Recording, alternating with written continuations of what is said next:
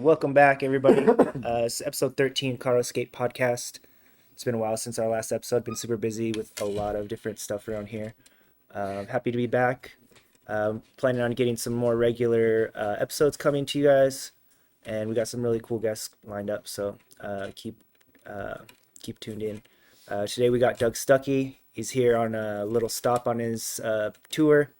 I haven't seen you in like 15, 19 years, something like that. I can't remember the last time I saw you. I can't remember either. Probably before I moved. So when I was like 21. So I'm gonna try to do math right now. That's 17 years ago. Yeah, that's crazy. That's insane. Yeah, 16 years. yeah. Time just goes by way too fast, and I'm glad that you could stop by, make some time, cut out of your busy schedule. I know it's like you're on the road, you don't got much time to do a lot of shit while you're around here. I'm sure you could be doing a lot of other stuff while you're in town. Yeah, sleeping. Yeah. Just Yeah, that was a cool little text I got. 4 a.m. He's like, we were supposed to do this at 11. He sends me a text of him just all zonked out in laying in bed. He's like, dude, can we push this to 1? I'm like, that's fine. Perfect. So Yeah. we're here 1 o'clock or so, something did like it. that. Yeah. So like 21, 17, you're 21. What, you were already playing music in a band. What were you doing that time before you moved out of town? Yeah, I mean, I started my band in high school pretty much when I met you, I guess. Well, I That met was, you. You were in like 8th grade when I yeah, met you. middle school, I guess, Yeah. huh? Yeah, skateboarding. But yeah, I mean, me and Sal and all those guys had a spot over on the north side, like called the Wasteland, and like yeah, we were playing in bands like Kill City Bombers and shit. We had that like warehouse. Ah, I remember. That was the last time I saw you. You had like a warehouse show. You had a little warehouse show. You had like a keg. You buy cups, Yeah, to and get in or yeah, something. you'd buy cups Free to get in, beer. free beer or something like that. I think that was the last time I seen you, and I was probably blotto, dude. I don't. That's all I Yeah, remember is solo cups and just a dirty, dark warehouse. warehouse. Yeah, that sounds about right. Yeah, and I think that's probably the last time I saw you, and that was forever ago. And I Yeah. remember that now. That had to have been the last time I seen you. And yeah, that was fun. But yeah, what's your day look like today? Well, we drove from Fargo the last 24 hours, and like I said, I'm on tour and hitting a new town every day. So we did that, got in super late this morning, got some sleep, came met up with you, do this, then I'm gonna get some Santiago's because I love it always.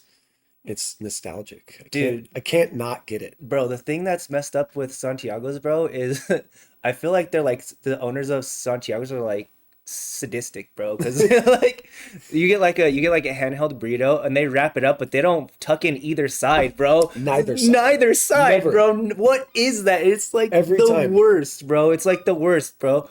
And you're like, oh, this is so good, and it's just Just all falling just out. straight dumping into the bottom of the aluminum foil, and then you're like licking Licking the aluminum, aluminum. you Yeah. know? And it's like, dude, what is the problem? Like they Wrap hate one side, dude. Just tuck one one side. side and just let me be surprised and Yeah. open it the wrong way and then Yeah, yeah, open yeah. it the other way, but unwrapped both sides is like It's the it's worst. it's so bad. It's just like they're just torturing us. Or I think it's like one of the hilarious like Colorado food culture lore tidbits that's just so I love terrible. it so much though. Yeah, it's so It's good. not the best Mexican No, food either. no, not even close. No, but like I've Fast. literally been eating it since I was like 13, Yeah, 12. fast, good.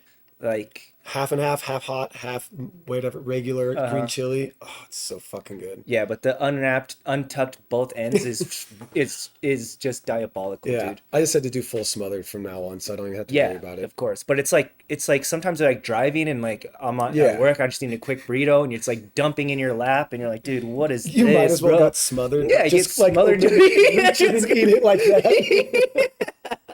Like what It's the is that? same thing at the end. I know. It's like, dude, you're just gonna have a sloppy mess no matter what. Like you always hoping that maybe this one time they like tuck one end in, and you're like, dude, they still don't No, do it like this. Like, no, no, has anyone ever told them that? They probably just like, they wouldn't care. no, they just hate us. Like They do. they have to. They have like 25 locations. They've served like a There's billion so many burritos now. I like looked that. up, I was Yeah, trying they're to figure everywhere. out where the closest one is, and They're all over. I mean, like the federal one's like classic, and then I used to go to the one over in Arvada, over off of like fucking Ralston or something like that. But I looked it up and they're all over now. So, which is good for them. People might like just getting sauce dumped on them. Really, it's The like, what city is is it? just sauced. Yeah, it's like Stockholm syndrome. You just like they like hurt you so much, They so just keep bad. going back. Yeah, you just hope that they'll They change. love me. Yeah, They yeah. really do love You me. yeah, exactly. But Yeah, yeah, it's better Santiago's. than what Chubby's turned into. That's unfortunate. Yeah, yeah, that's kind of sad. The OG one on the north side Hmm. was the fucking best. Yeah, And the chili fries and the hot chili, the green chili, yeah. was fucked up. It like roast you like hard, but you just like had to You smash just it. had to scoot so fast, Dude. like boogers before like the Dude. boogers start like flowing into your chili, But bro. it's like a fucking shitty like Taco Bell now. It's so awkward in there. Like they rebuilt it because it used to just be the small little spot, you Right, know. super small. And The cage on the windows yeah, and I everything. remember going in. There was like the grandma, and then she Hmm. passed, and then there was Right. still the family. And I went since it's been changed over like I don't know when they changed it, probably like 10 years ago or so. But it didn't taste the same. I feel like those pots that they cooked everything in, like back in the Held all day, the flavor. held in all that flavor, and then they revamped, got new pots, fucked up their shit. Dude, that's the thing with restaurants. It's you can't change anything, bro. It's like once you Yeah. lock it in, you make any changes, bro, it has like crazy, like profound, like reverberating effects Yeah. over everything. The culture changes, like the tastes Oh, change, the systems and processes change, the just the services full on change, imagery of that the spot now image is just like this changes. is not good anymore. Yeah, yeah, it's not a good idea, bro. To anyone out there, you got an old restaurant, your family's got an old restaurant, Stay the do same. not change anything, dude. Yeah. You will ruin your life. Unless you're going out of business, then like do some proper changes. But Yeah. Yeah, if yeah, you're gonna have a successful, everything's going good, dude, don't fix what's not broke, bro, because yeah. that's the good way to just wreck everything and just shatter everyone's dreams, bro. But yeah, Chubby's is crazy though, because they have like a super big family, and I think that was problematic for them in the end because Because, everyone was trying to get their piece of it, oh, for and sure. Because they had Bubbacinos, yeah, right? yeah, Which was still the same family. mm-hmm, I don't think they got along or something right, happened. Probably when exactly, one of the grandparents died. mm-hmm. Life gets weird whenever when grandparents die, life gets weird in the Yeah, and family. actually, the owner of Bubbacinos, he used to come into Namiko's all the time, so I kind of would rap with him a lot and kind of get like kind of find out about what was going on with all of that. And yeah, he's just like, yeah, he's like, I went to California and tried to do like the green chili thing out in Cali or whatever, and People don't get it out they there. don't. They don't. Like anytime I've toured, I live in California now, obviously. And I was born out there and all my family's out there, but anytime I've gone on tour with like a band that I was in from California coming to Colorado, I'm like, dude, you guys are so stoked. We're gonna go through New Mexico, we're gonna get pork green chili, we're gonna go to Denver and get that pork green chili. Mhm. And they're like, What is yeah, this? we've had chili verde before, and I'm like, no, no, No. no, no, no, it's not the same. Yeah. And every time they think it's bomb, it's like kind of like half and half. Like Right. some friends will be like, they get it, and they're Uh-huh. like, oh, this is fucking fire. Like Right. I want this like All the time. all the time because it's not just like smothering your burrito. It's like a bowl of it with a tortilla, Hmm. like anytime. It's just it's good on your eggs or whatever. But I'm clearly hungry thinking about Santiago. It's just my whole meal for today. Right. But and then some friends are like, yeah, it's whatever, Yeah. whatever. I'm Yeah. like, And there's Cali people have like that super elitist attitude, like that style Mexican food is like the only thing, and oh like yeah, everything yeah, else is like whatever. And it's like, oh, do you have a California burrito? And then you yeah, put French fries in a burrito, and you think that's like the all the yeah, fucking yeah. powerful, all That's the the end best. all be all Yeah, you're of like Mexican you guys food. are silly, bro. I Like, fuck with California well, burrito too, for sure. everyone does, but like you don't have to like talk shit on something that you don't get, like, No, no, no. and think that like that's so much better. Like it's weird. Well, it's like I've lived in all regions of California now, like San Francisco, Los Angeles, and now I live in Oceanside. So north, central, south. And I guess LA's not central really, it's south as well, but um everyone thinks that theirs is the best too. But Right. it really just boils down to like San Francisco has bomb ass burritos. Hmm. El Farolito, um, La Palma, like classic or Mission District like burritos. Supposedly the Mission invented the burrito. LA has tacos, Hmm. street tacos. You can't fuck with them. Right. You really just Yeah, can't. they're They're so the best. good. And then Every San Diego, taqueria you yeah, walk in is like, every dude, this is well, it's perfect. like not even. It's just like pop-ups on the street of Hmm. like families that do it every night. Fucking easy ups, flat iron grills, and just fucking the best like pastor, carne asada, whatever. Yeah. And then it's like San Diego has like California burritos. Right. And the burritos it's a different kind of burrito down there Right. too than the north, but It's all good. I wish people would just give more love and be so yeah, hateful, I mean, Mexican food's the Yeah, best. it's the So like, best. why Yeah. is one better than the other? Yeah, but Unless it's Tex-Mex. everyone disses on Tex-Mex. There's things I like about it, but it's whatever. Yeah. I It's do like a big sloppy plate of like just fucked up like Tex-Mex. uh-huh. It's just melted cheese. It's fat people Mexican food. Right. Yeah. Yeah, Mexican food's awesome, dude. It's, It's it's the so best. it's the best, the best. So I'm gonna get Santiago's after this, Hell and yeah. then you know, like I said, been on tour for I think 2 weeks now, 2.5 weeks. Full West Coast all the way out to Chicago, as far as Chicago up to Milwaukee, and looped around. And we got a little sick in the camp like 5 days ago, so just kind of taking it easy. It's always kind of overwhelming coming back home. Obviously grew up here, and Yeah. like a lot of friends still and family, and A lot of people reaching out to try to hang out with you. yeah, of course, always, which like it always like um feels so fucking awesome. And I like it's also a little overwhelming Yeah. too because I don't visit Denver as often as I used to. Uh-huh. Just such is life, you know. But I do make it through on tour a lot, and I want to hang out with every single fucking person For that hits sure. me up. And I'm not trying to be cocky either, like fucking my phone's blown up, but you know, Yeah. like this is where I grew up, Yeah. and a lot of really beautiful and like lifelong relationships and love here for friends and family. And it's sometimes like a little overwhelming to go through just because I feel guilty, you know. It's like cool, like oh okay, I want to do this. I want to see like homie Sal, and I want to see like the 303 homies like Trev or Angel and like Riley or whatever, you know, my sister, like and it's Your just mom's still out here? nah, my mom's in Vegas, Oh. so but you know, I try my best, and I've kind of figured it out where it's like, yo, if you want to meet, I'm gonna be at this venue at this time. Right, I'll be yeah. there early. Like Right. You'll I'm be there also late, right? yeah, yeah, and I'll be there all day, which like meet me there, and then we can like boogie out down the street to go get like a drink or something. Like, and I think sometimes it comes off a little maybe pretentious, or people take it as that, but it's realistically, it's just not. It's like my brain is just everywhere, and I'm in a different town every day. I'm very grateful, and I'm not complaining, but it's like, man, you guys live here. Like, meet me somewhere, please, because then like we can go. Because I have shit to do. Like, you know, like we have to band shit. That's what I'm on the road doing. It's my job. Like, I have to be reliable and solid for that. So, regardless, it's. I think I'm trying to see some friends today, um, and then go to the venue, load in. It's kind of like Groundhog's Day every day for the band shit. You know, wake up, eat or whatever, drive, however far, get to a venue, load in, sound check, sit around, wait, hang, drink beers, whatever, play, load off, party a little bit, load up your shit, get in the van, drive, either go to a hotel or drive a couple hours, get ahead of the time, fall asleep, same thing the next day, which is insane, but it's literally my favorite thing in the world. Yeah. It, Sounds awesome. I it's like, Did you ever go on like skate trips back in the day when you were young? Do you ever do that at you all? know, I'm trying to think, you know, I never really did. You know, obviously I skated and we grew up skating together, and I think 'cause I started like doing my first out of town shows whenever I was like 16. So I think we would go to New Mexico and play Santa Fe, and um we'd go skate too. We'd bring our boards, but I never like, I think I started focusing more on the music stuff than the skating, even though I still was skating all the time.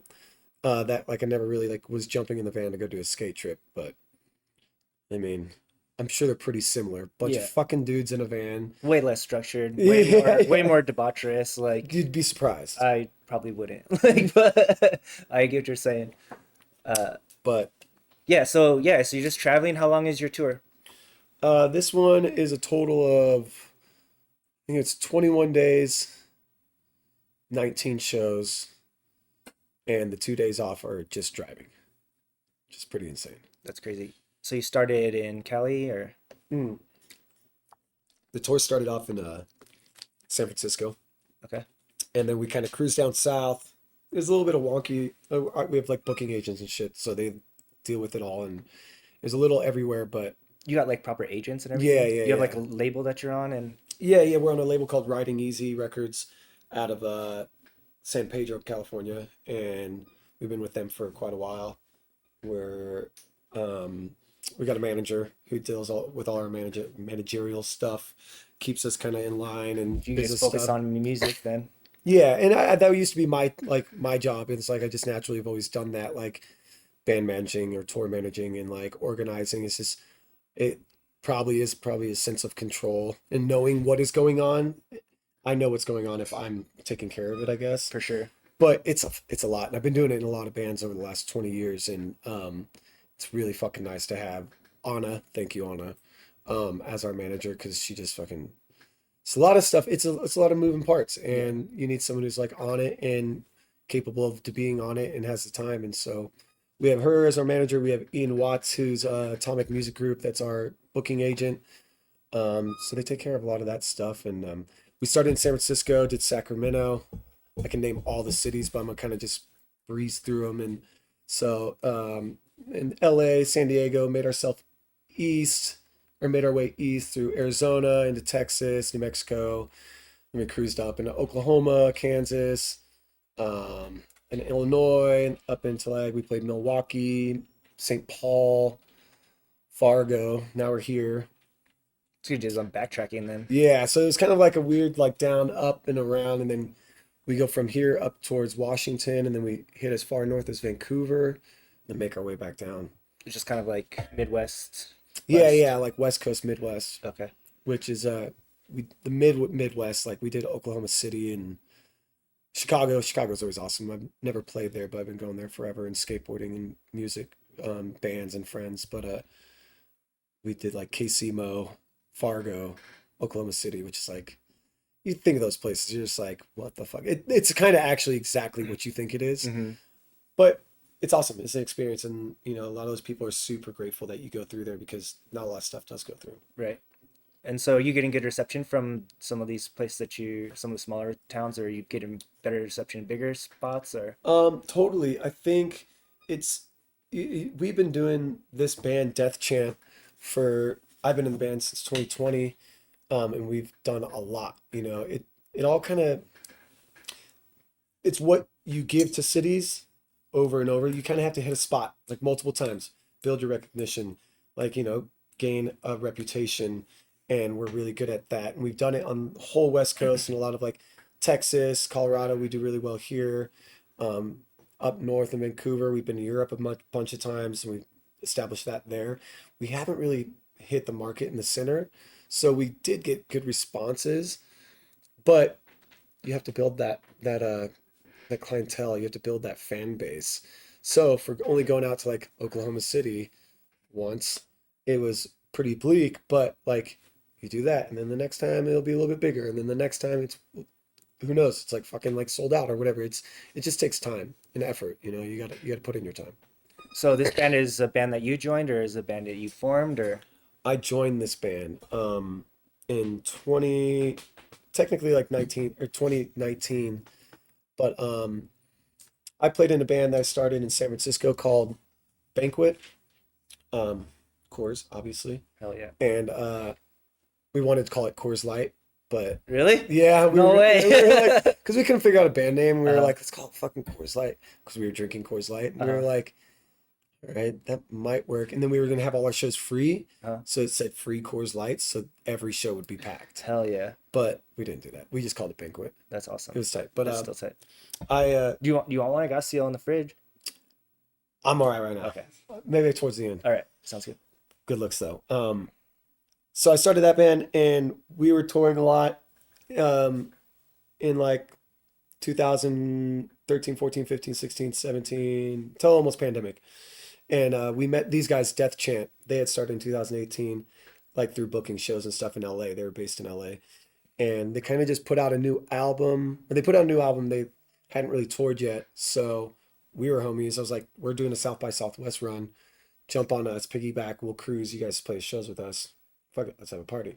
So we did that and became really good friends.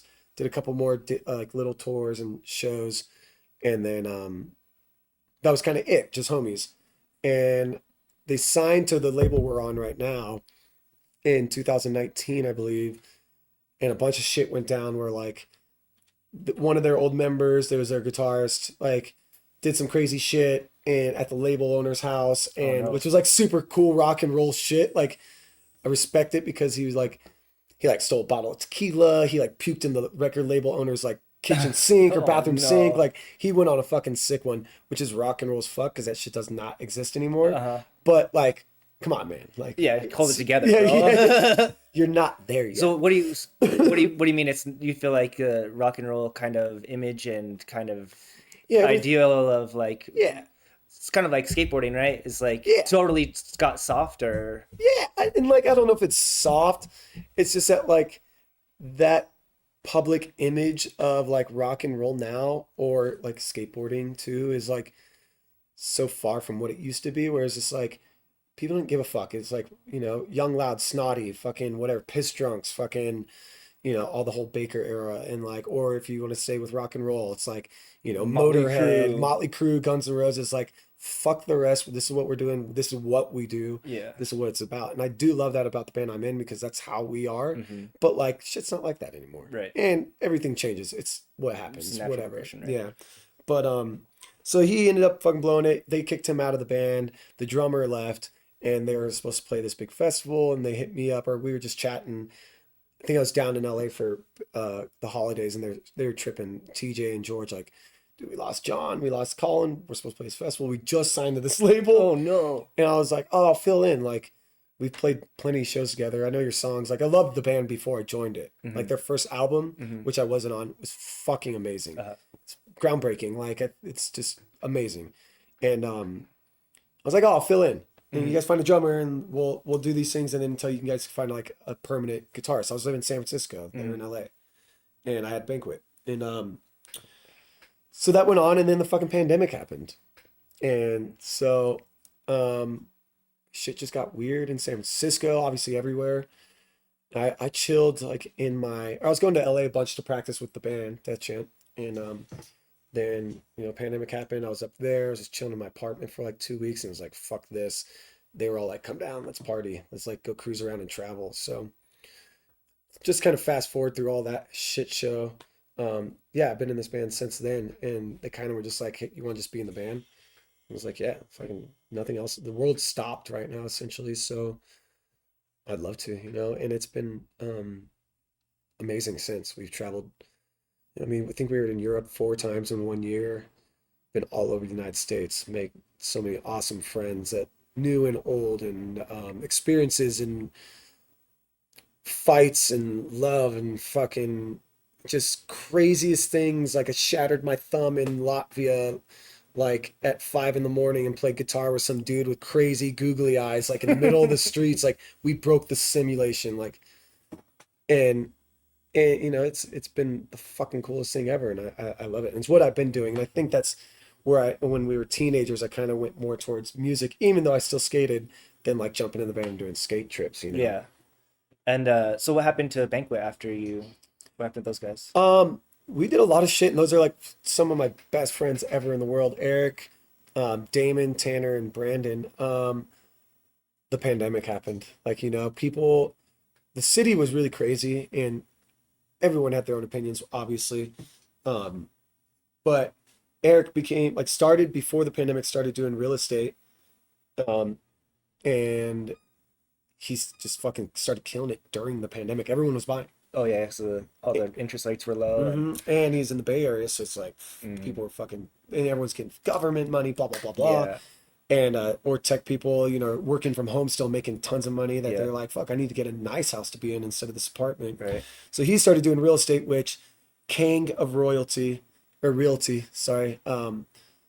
He's just like the funniest animated dude. I'll show you his Instagram later. He's fucking insane. Mhm. Like he's this wild Korean dude, long hair, has like, he's always like, oh yeah, like stoked, like gets everyone stoked. He's super attractive. He's gonna love that I said that. And he just started killing that game, and he's like one of the top sellers in the Bay for That's realty. crazy. So he's just balling then. He's just killing it. That's awesome. And then Brandon ended up moving to, he stayed in the city for a while, and he moved to Montana, and he's married, and him and his beautiful wife, chill up there with their dog, and they love it. He works for Gibson Guitars, Oh, hell making yeah. acoustic guitars. Amazing, dude. Damon was our original drummer. He's in San Francisco still. He's doing metal fabrication with our buddy Dickie, and they fucking Nicholson Fabrication. They do the fucking best shit in the Bay, and they're amazing. It's awesome. And then Tanner's in Reno doing his thing too. Okay, so So everyone kind of just yeah, dispersed. the city like kind of the city was a weird place during the pandemic, and everyone like I couldn't stay there. I Yeah. started cruising around and traveling, and a lot of people hated on it, but like I was safe. I did what I think I could do to like Right. protect others and Yeah. myself, and Hmm. just live my life. Yeah. Yeah.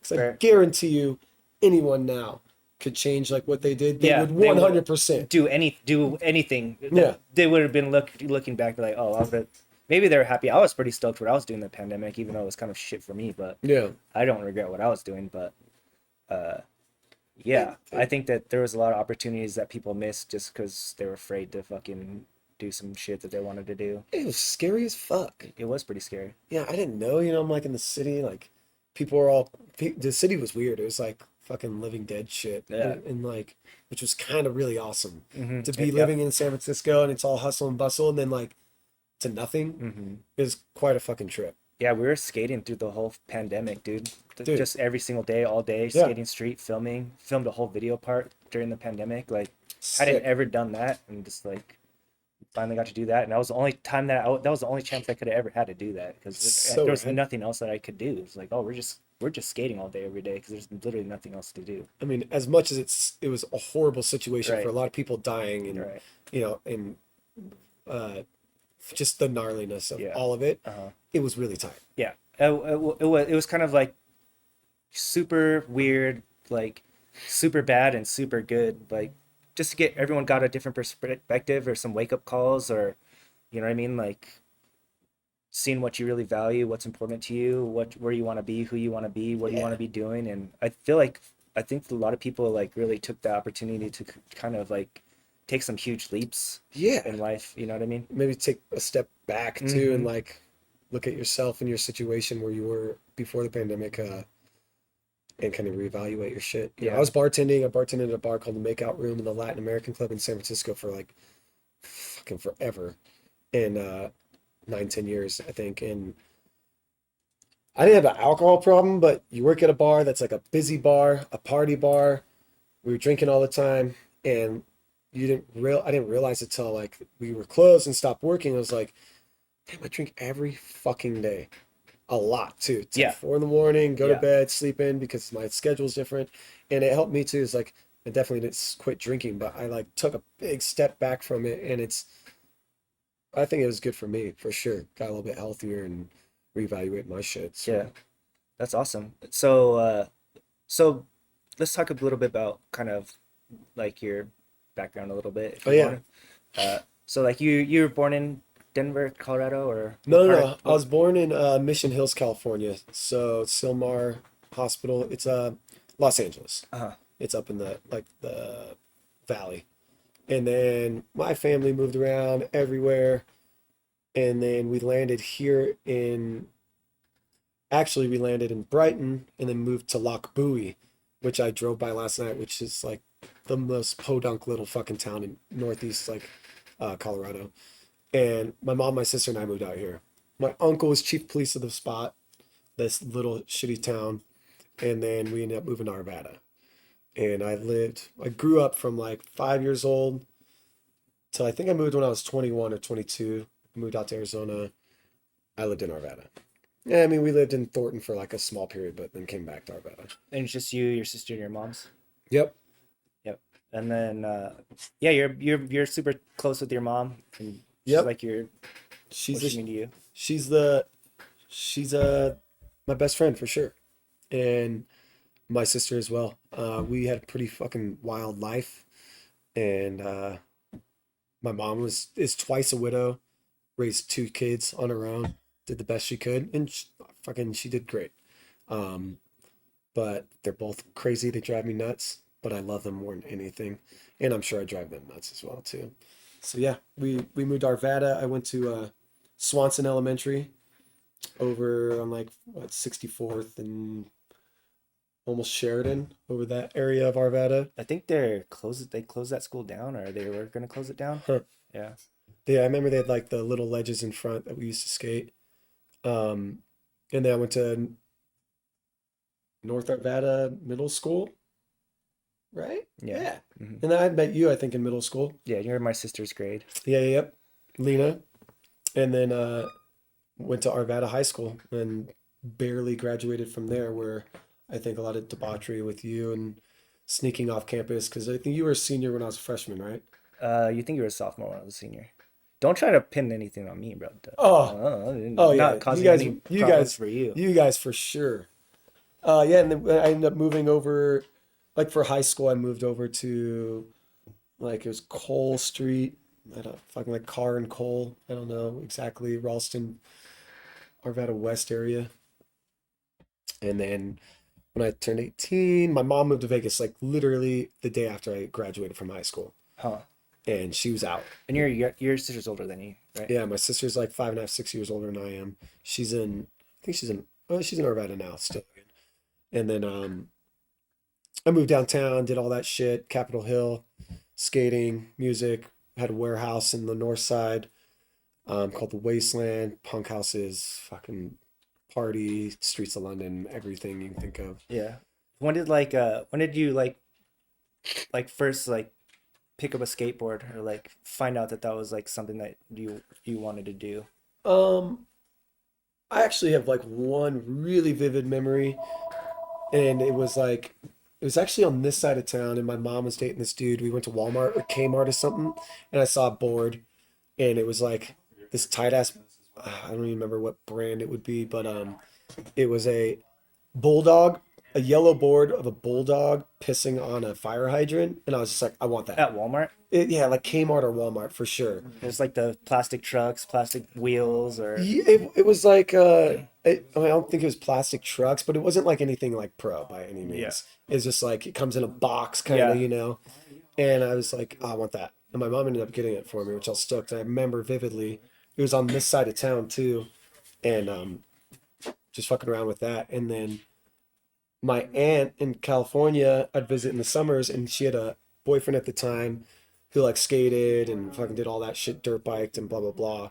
And he ended up getting me my first board because I was like, I want a real board. I want a real one. My mom couldn't afford it. I was young, you know. I was like, How old were you? I had to be like 9 years old at that And time. you just saw it at the store, and it's Yeah, hyped you. You didn't have any yeah. other exposure to No, skateboarding not at all. yet, not yet. No, not at all. And you know, I think it's like a natural thing. Like kids at that age, we always played outside, Right. Yeah. and like you know, of course, like BMX bikes were always the best, and the dirt jumps and shit. But like I wanted to skateboard. I just felt it. Hmm. Not that it like called to me by any means, but I was just like, yeah, I wanted that. Yeah. And my aunt's boyfriend at the time bought me my first board, which was like when I was like, I want a fucking real one. And it was from Val Surf in California, and it was a blind. What were you doing out there at that time? I'd visit in the summers to go Oh, see my grandparents and my okay. aunt and shit. You saw your family's kind of still out there, Yeah, yeah, tons of my family still and so out there. you're still kind of in touch, hanging out. Oh, I see kind of pictures of you building stuff with your Yeah, yeah, nephews yeah. and I've stuff got like that. my grandpa and grandma back in 1980, I believe it was, built a ranch with their two best friends, and my family lived there for, you know, still do. And I inherited the property when my granny passed Wow. 3 years ago, and my aunt did too. We got like split ownership, Uh-huh. but she lives there with my cousin Lachlan, and so yeah, I've got that. So I'd visit there every summer, and you know, my grandparents were the best. Like grandma and grandpa are the shit, Hmm. and so my aunt's boyfriend had bought me that blind Nine Lives board. I Okay. remember The cat on it. the cat on it, the Reaper, and because it had 9 plies Yeah. too. Oh yeah. Super heavy. Hmm. Do you remember what size it was? Probably like 7.5 or something. You Yeah. know, I Uh-huh. think how old I probably was 11 whenever I got that like first real board. Hmm. I mean, everyone's skated like something super skinny then, Right, for so sure. 7.25 most No likely. way. Not that's so small. I mean, 11 years old, my foot could have been bigger than like a size 6, you know. Right. Excuse me. Um, and then like you know, I was in Arvada and then met some different kids just cruising around. Did you know Joe Valdez? Yeah, of Do you course. remember Joe? Yeah, Yeah, yeah. he was living with me and Lena and at the Ah, big house for a while. when we were partying all the time. You remember? Yeah, because he was like my first like. Well, my sister's 6 years older than me, like you said, and she hung out with the 303 guys. Oh, okay. So that was also probably I can actually give it to my sister too. Is like she was wearing like dude, she had the old school 303 shirt, really shitty like pixelated 303 one. I'm trying to remember. And Like then the there's the star. star one. And so actually I could probably give it to my sister for sure. I owe it to her probably for skateboarding is she was always wearing a 303 shirt. She hung out with like those guys at the shop, the OG shop on Wads, Mm-hmm. right by Arvada High School. Mm-hmm. And so but yeah, and I ended up meeting I think I skated like with Joe in 6th or 7th grade. Joe Joe Valdez. Valdez. Yeah, I meet him. I think I met him maybe at Arvada Park and the old blue one. That was great. Fuck the park. That park was This is like sick. right by your house too, kind of. That the one I lived in high school. Yeah, yeah, Yeah, yeah. right down in the Ralston Park area. Mm-hmm. Those fucking blue ramps, dude. I remember So fun. yeah, and that was it for sure. I met Joe, I think there. My mom would just drop me off there like all day. And she'd just be like, cool, I'm gonna be back at this time. I'm like, all right, cool. We just sit there, we'd go to Griff's, skate Oh, up to Griff's. oh man, Griff's, It's bro. so What I good, would huh? do for a Griff's egg Griff's, sandwich, bro. Oh dude, my yeah. gosh. Griff's So was so good. good. So good. I'm even when I make egg sandwiches, I make it like Griff's, bro. Shred the Yeah, lettuce, yeah, bro, on the yeah. hamburger bun, bro, with the So mayo good. on it. So good. And then she would just come back and swoop. We just skate all fucking day. And I remember I dropped in for the first time and my mom wasn't there yet. And I was like, I can't wait till she gets here to show her. And she shows up, she's like, oh, just honks, like shows up and music blasting. And I'm like, all right. I'm like, wait, watch. And she gets out and watch. And I'm like on the what was it, like a 3 foot? Yeah. I'm like, 4 foot. you ready? And like showing her. She's like, yeah, go. And I just got smoked. Like the Let's go. typical Yes, dude. like slip out, just like, just get cracked. just annihilated. And she's just all, oh, like I remember hearing her. I'm like out of breath. Oh, I swear I did it. And then you burn yourself on. You burn your Dude. skin on the hot ass Dude, metal. the summers were the worst. You Yeah, fall, you just melt. You just get cooked. But she's like, all right, next time, buddy. Like we left. But That's hilarious. yeah, I met Joe and started skateboarding a bunch with him and all around. And then middle school, like we started the skate club. Oh yeah, there was. Oh, I think I remember that because you guys had skate club there, and I think like me and Derek used to robble over there and skate the ledges with like all you little groms back then, Yeah. and like just kind of like lurk your guys' little skate club. We're like Dude, that was sophomores in high school. that was pretty tight. Is that school, whoever was in charge of that, It was being allowing us pretty to cool. do that? Yeah, Because all the ledges were like perfect. yeah, they were sweet. That's a And they redid that whole front for the middle school, and then like my generation of coming in of 7th and 8th grade literally started skate club and just destroyed it all. Yeah, Like just it was chewed them it all was out. such a fun little spot though too. Yeah, had multiple like up ledges, and then the mini leap of faith is what we would call it. Oh You yeah, remember that where you'd like because it was like stairs with like the big block drops, right. and you'd like have to ollie past the second set of stairs. Yeah, Man, that was so stupid, but awesome. yeah. And yeah, and then by that time is like so middle school. We met Sal Hmm. and Josh Almanza. Right. Well, Joe and I met Josh Almanza, I believe, at Skate church. Skate Church. Dude, forgot about Skate Church. We met Josh Almanza at Skate Church, and he'd already been friends with Sal. Hmm. And so like Joe and I were like a unit, Hmm. and Sal and Josh were a unit. Right. And my buddy we were talking about before, David Schmidt, like him and I were like, we went to all school together, skateboarding, but I kind of went more with Joe and Josh was like, oh, you got to meet Sal, my homie Sal, because we only met Josh at Skate Church. So we went to Arvada Park again, and Sal showed up, and Sal's like this 6'5", like 16-year-old, Yeah. and looking all sick, looking like kind of like Adrian Lopez back in the day, and like misled, just like Dickies, shaved head, like black zero shirt, just fucking that whole vibe. And we started just going to 303 boards all the time, like hanging hard. Hmm. Lurkers. Lurk, like I guarantee I'm gonna claim it. We got the ultimate lurkers. Yeah. Like we just lived there. That's all we did. Hmm. It was like all the wet boys. Back then it was civilian militia, Hmm. all the 113 house. Hmm. And then going to high school at Arvada, 303's right there. And fucking yeah, I don't even remember where I was going with all that, but Talking about Josh and Sal and oh yeah, but in the beginning is like knowing I wanted to skate from that first board or whatever is like it kind of just happened. yeah. It was all these circumstances of meeting different kids growing up, like how we were back in the day, just being out, meeting you, skate church, which was insane. Um, guys like tricking us in a ways, like giving this like indoor park in Colorado because it's cold. They know it's the winter's fucked.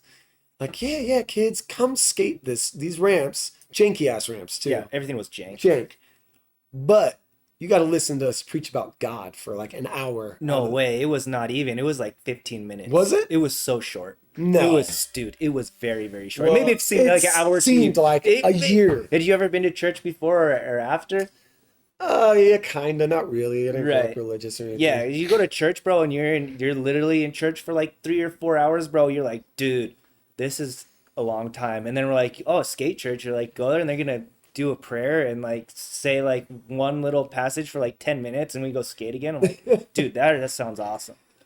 We were always just like, this sucks. Can we just go skate? It probably was like 5 minutes. It was and we were so just being it little was shitheads. it was Like, so it was silly short. They're like, dude, these guys are not gonna groove on this if we do this longer than 10 yeah, minutes. they just will stop coming. Yeah, exactly. But They're just trying to plant the little seeds there. yeah, and it's just everything has happened naturally, I guess. Like, just skating was everything. Yeah, it was the Arvada best. was everything. Yeah. 303 Boards is and was the best shop out. Yeah, it was Arvada was like such a focal point for Colorado skateboarding. Like we had Fuck one yeah. of the first, like that Arvada Park was one of the first parks that were actually skatable, Yeah. like in the whole state. You had the best skate shop in the state, like right half a mile from that skate park, and you had like Dude, all the best dudes were living in Arvada yeah, while during that time, it's true. and I, we were just kind of just able to be in that microcosm, I guess, of just sick shit happening like yeah, right in our, time, right right place. yeah, You right know? in our neighborhood. And I mean, like, it only made it easier that, like, literally, like, Sam and, like, Scott Tweehouse, Sweets, like, all those dudes, Troy. Troy, and, like, all those dudes, like, being so rad with us being Groms. Like, Yeah, first, like, they notice and give us stickers. We're just, like, lurking, but, like, right. not talking. How awkward is that? A Yeah. bunch of kids in the shop and just being like, Yeah. like, give us stickers. And then it's like, as time went on, like, they were hooking us up with boards, Yeah. like, Let's or go skate. Go like, skate. hey, you Go guys want to skate. escape with these guys or whatever, They had little mani pad out in front of Oh yeah. the shop and bust the rails out, Oh yeah. boxes and stuff on the side. Dude, we waste so much time there, but it was Yeah, perfect. it was so good. The thrift store was right there. Yep. Just run amok in there. 113 was the apartment right behind it, Right. which was insane. Yeah. And that also, like, I knew I wanted to skateboard forever too. Like, I was already skating a bunch. We loved, like, Civilian show. Saba Saba. was my, like, because at that time I was, like, idolizing, like, Jim Greco, Reynolds, Bulala, and Saba was, like, Saba. my local. Yeah, Saba and Travis are like, Oh, Travis Law and Saba, for sure. yeah, they're like the ones. Spencer Risebeck Spencer, too, yeah. but like he kind of like fizzled out away from that shit. Like Yeah. as those guys continued. Yeah, it was kind of like right at like 99, 2001. You're like, he was kind of in like the earlier 303 videos, and then kind of started had only like a few clips later, and then kind of other dudes kind of came up and started taking the focus. And Because it was like consider the odd. Well, semantic blockage was like Right. the gnarly one, and then like consider the odds. I'm trying to remember. out of into the blue, Into the blue, out of the blue. into the blue, out of the blue, out of the blue, Yeah, out of the blue. but I can't remember. I remember exact. Actually, like, dude, is I don't remember what video it was, but it was Saba's part, and this is what made me want to be essentially like Saba and like be that raw skateboarding like kind of style dude like Greco and all them were back in the day. Is like Saba's part is like him sitting there and the Passengers playing by Iggy Iggy Pop and Pop. the Stooges or Iggy Pop and he's like sitting with his shirt open and he's got like his civilian militia like dick tramp stamp like tattoo Oh, yeah, yeah, like, yeah, with the yeah. star in the C and the Uh-huh. M and it like fisheye pans up and he's just like looking just black fried dyed hair and just looking so fucking rad and just like chick jeans before dudes were wearing chick jeans and Right. like shredded shirts and Just like just like rags like falling dude, off him. It dude, was so cool. and just ripping. Yeah, Just everything was the sickest style, yeah. the gnarliest tricks, and I Like was the just like, best song. oh, Like the dude, that song to this day, I get goosebumps singing about it right now. Anytime I hear that song, uh-huh. I instantly get thrown back into that Right. like mindset, that time and Yeah. place, being Tra- like trans Saba, skateboarding, transportation. Yeah. Colorado 303. Yeah. Same. You just like get those like hairs standing up a little Dude, bit, and you're it's like giving like, me goosebumps right now too, yeah, even thinking about it. so good. Such good feelings, dude. And then even to like go further on that is like hanging around 303, Saba like kind of was like that guy that was who really got me submerged into it. Submersed. I'm stoned now. I'm making up words probably. I do that a lot. But he like took me in one day and I was like trying to find some cool jeans at the thrift store, and he could tell I was like trying to figure out my style. Uh-huh. And Saba, I remember one time, like it was later at the shop. My mom was late picking me up or something, and he was like, "Yo, come here, come with me over here." And took me to 113. I'm like, "What the fuck am I going?" I Uh-huh. must have been in eighth grade, I think, Uh-huh.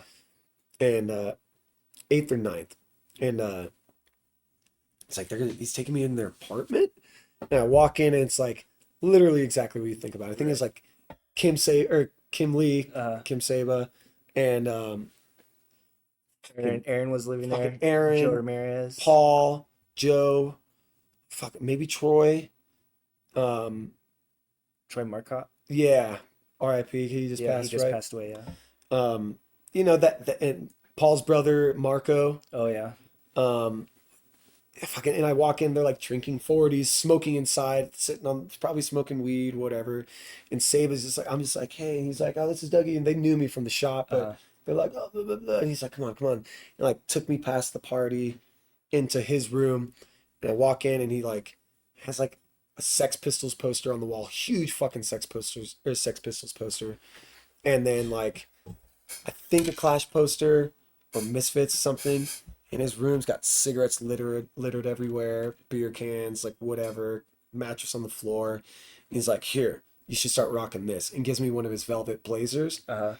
And like that was like, That was it. oh, Yeah. what? Are you kidding me? And then I think he was skating for audio at the time, and he's like gave me some hand-me-downs of like the Sumners. Are these Or the the Sumners or the Andersons. Andersons? The Kenny Andersons, Andersons. yeah, Yeah. Kenny Andersons. Which is weird because that's Kenny's a homie of mine now. Is he It's really? so weird, yeah. How do you know? How'd you meet him? A good friend of ours, Gina, who's good friends of our bandmate, my singer. Um, she's with Kenny. They're Oh. a couple. Oh, that's They've been cool. together forever, so That's hilarious. yeah. So weird, small, weird world. Yeah. But yeah, Saba gave me that shit, and like that kind of threw me, like, fuck, sick. This is what skating is like, dude. And after that, we were all looking like that, like the white button-up shirt, just like thrashed. My mom's like, "You look like shit." And I'm like, "But it's sick," and she's like, "Well, it's costing me like $6 to get you your clothes instead of like you wanting like Nice stuff. crew pants or whatever, Yeah, Like, exactly. so she's like, "Fucking run it. Let me Yeah. dye my hair black and look like all fucked and dyed all over my All face your and forehead and shit. just fucking getting wrecked, fucking losing eyebrows skateboarding and fucking everything, dude." Yeah, that's like one of the like when someone you look up to like gives you something, dude, like how amazing does that feel? Dude, I wish I had it now. I bet you, because Saba's still scrawny as fucking. I was 10. I bet you it was like this big. Saba's like, here. But yeah, and then like, all those dudes, like the Wet Boys, obviously part of that shit. And no, I didn't jizz on the bear.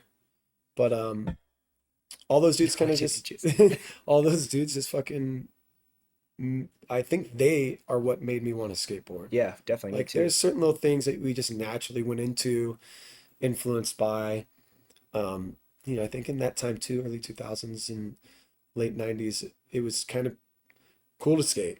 But you weren't cool yet. We were still getting called like fags and gay and like because we were skaters, but like, like Corn and like System of the Down and that shit music wise was like coming out. Like, and there'd be like skateboarders in their video. You were like the alternative Like kid. Sum 41 and Blink Yeah, 182. Jared was like in a Blink 182 video. Yeah, him and Naughty. Him and Naughty, they were like actually Tsunami and shit. Yeah. But it was like cool, but not And then like, but Saba, I think, kind of pushed me and like some other influences like towards the punk rock aspect of it. Obviously, Piss Drunks and all that. But 303 boards, dude. Yeah. That's why I skated. Hmm. I think mostly too. Wet Boys, like all those guys, the 303 shop, they made it possible. Like, What made you think? What do you think made those guys kind of like accept you back in the day? Because you know like there's so many kids that skate, and of our generation there was so many kids that skated, but there weren't a whole lot of like kids like that were our age that would actually be able to like hang out with those dudes. There was right. not very many that were like I, able to bro down with them. yeah, I don't even know. I asked myself that, and that's what's so tight about them too, you know? Like, I think just consistency, like, I mean, kind of obliviousness, you know, of like being that young and just being like, I'm still gonna just hang out at the shop. Hmm. Like, they probably for sure were like, God, this fucking dude, like, go have your mom pick you up. I'm Yeah. sure there's been times where they're like, get the fuck out of here, Dougie. Yeah, but you know what it's like though when they're like there's kids that are actually like that where they actually do want them to like Yeah, get the fuck out, right? yeah, And yeah, but yeah, then it's totally. like us, we would lurk harder than anybody, and then somehow like they were cool with us lurking, but not throwing down with other people. I don't. I always wondered why. For me, it was like Kim. She was friends with all them, and I was Yeah, friends yeah. with her, so she kind of like got me into hanging out with them. But what was it for you? Just they just liked your attitude or what? I guess so. I think maybe once again too is like my sister knew some of them, like the older ones, like Scott and Troy, and Sam. But I mean, we're only like 4 or 5 years apart from most of those guys, and I think we were kind of we were like the little brothers. Like they were like they could kind of mold us into what they wanted, obviously, Right. and maybe they saw something like that's what they wanted to be, or they wanted someone to do for them. You know, they were just it's just a natural thing, I think. And I mean, showing them all we did was skate, and that's all they wanted to do. So they were probably just like, "Fuck, these kids are cool. They just want to skateboard." Hmm. Yeah, that was such a fun time. And then so you started your first band. Was it with Little Dave or do you have was Lil that Dave Schmidt and I started our first one. I mean, you can say like middle school. We did like school talent show shit. Got mhm. my first guitar when I was 12. Right around the same time, I got my first regular or real skateboard, What was that guitar? Fender Squire, Oh, nice. What color? black with white. It's like a classic kit you get. My Yeah, mom like, with the amp. yeah, with With the little jam yeah, I had the amp, the same. gig bag, I had the same thing. and It was like 110. which is insane. That's Crazy, so sick. unreal. Yeah, it was And like the best thing ever. And those things played like shit, oh, trash, so bad. trash. But I mean, It was great. yeah, First instrument you could play. yeah, fucking A. And um, so what the fuck would we say? Oh, and so Dave had gotten like the same thing, but the bass version. Oh yeah, I remember that. And so him and I, you know, we went from like I'm pretty sure we did first grade to senior year together. Hmm. And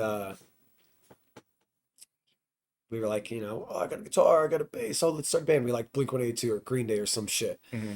And I was like, I learned some stuff, and then we did a talent show. We played Adam's song or How was that learning for you? Because this was kind of like pre YouTube era, pre like internet. oh, for sure. I'm using the internet to actually practically learn things No, yeah, there was no easily. internet. There was not really any tools. Now it's like you see like really virtuoso like guitarists like that are younger than like 30, and Dude, you're you see them like, that are like seven that are yeah, insanely better than me, and I've been and you're playing like for like I kind 30 of years. just brush it off because they're like, dude, you had all access to all Yeah, yeah. knowledge for your entire experience playing music. So I'm like, yeah, that's amazing, but I mean, same thing as like skating. It's like the same thing. It's like, dude, you have all this exposure. Like we had to like figure this out on our own. There was Yeah. nothing. There was no resources really. No. Skate videos, Yeah, skate videos. concerts. I think for the learning, it was crazy. And it was just exactly like skateboarding. That's why I think I did both of them, and I kind of struggled with one or the other more. Is just experience. You just had to do it. Hmm. You wanted to become better at skateboarding. What did we do? We skated every fucking day. Right. Like that's all we did. Hmm.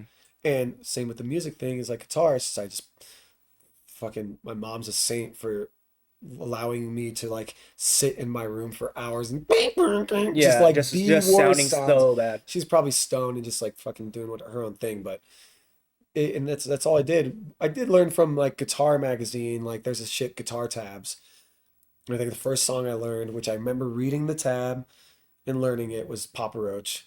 And it's like, and I remember just being like in my room, just like, it tells you like numbers and you're supposed Right. to like do the placements. Hmm. And I learned it, and it was just that. And then, how do we see? There was like cassettes, or not cassettes, VHSs of like bands' music videos, or MTV, Uh-huh. because there was still music on MTV, and we just watched shit like that, kind of like just like you'd watch a skate video and be like, how do you set up his foot to kickflip, or whatever, and just try to base it off of that. And just did it. There's no one like really teaching us. Yeah, you didn't have like any chord books or any scale Yeah, books or but anything I've like never that. been like, You never into like theory or anything. nah, I mean, I wish I did because I'd probably be a lot better now, like intellectually with music, but no, I So never, I how do never you got lessons or anything. It's just all self-taught. how do you like what is a if do you practice, right? You What does practice look like? You Dude, have to practice, right? realistically, is just fucking. I can't even tell you. Like Joe Valdez and he played guitar too, so we would just play and write shit Hmm. and sit in our rooms. But like, we just fucking figured it out. Just noodle around. Yeah, it's like this Hmm. sounds like shit. Well, I'm Yeah. gonna keep trying, Hmm. and like it's just like doing a kickflip. This is not flipping. This Yeah. isn't flipping. This Yeah. foot position's not working. Yeah. This is like this. Up, sacked myself sick. Yeah. This chord doesn't sound right. This chord doesn't sound right. Oh wait, oh, found it. Boom. Okay, that's right. Then you land the trick. Hmm. Same shit. Um, Practice was just like doing that. Just same thing as going out and trying to do a new trick. Is just trying to do a new trick on the guitar. But it's not like structured. You're not like It wasn't. No, my mom couldn't afford shit. uh Like I had boards until there was no nose, and right. and the trick was to re-grip your fucked up board. Oh, that's I disgusting. bet you that's why. That's so disgusting. I bet you that's like what Aaron Sweet's like mostly is just like me coming in being like, can I regrip this? And he's just all, oh, Yeah, right. yeah. And then I think that's the point where they were just like, here's the stuff. Here, dude, just And we let just sit in there with like a fucking blow dryer or heat gun, like, and they're just like, what the fuck? yeah. And they're like, here's like my old board. Like, just Yeah, take just this. yeah. But, um, yeah, just practicing. And I never could really afford lessons. And I think it's just self-taught, just like skating. It's That's the why. same way, man. So to this day, you're like theory. You don't know nothing, or have you I learned? don't know So nothing. you don't know nothing. No, I do now. I mean, like, the band I play in right now deals with like the thirds, fifths, and sevenths, which is harmonizing, which is like the full chord, which is it will get real nerdy, and I'm stoned, so it's not going to really come out as I want it. But yeah, I've gained obvious knowledge. I mean, I've been doing it. Yeah, 20 Good, years, like yeah, 22. I started guitar when I was 12. I'm 37, so 25 years, right and I've learned a lot about it, and I also don't know a lot about it, for sure. which is It's pretty like, mysterious yeah, still, which I think if you think you know everything, fucking dig your grave, dude. for Like you sure, need dude. to 100%. continuously learn. Mm-hmm. So, You'll I never master it. Like no, it's not masterable. actually, I've realized too. I can give this credit for like learning and becoming better. Is it's just like skateboarding as well. Exactly.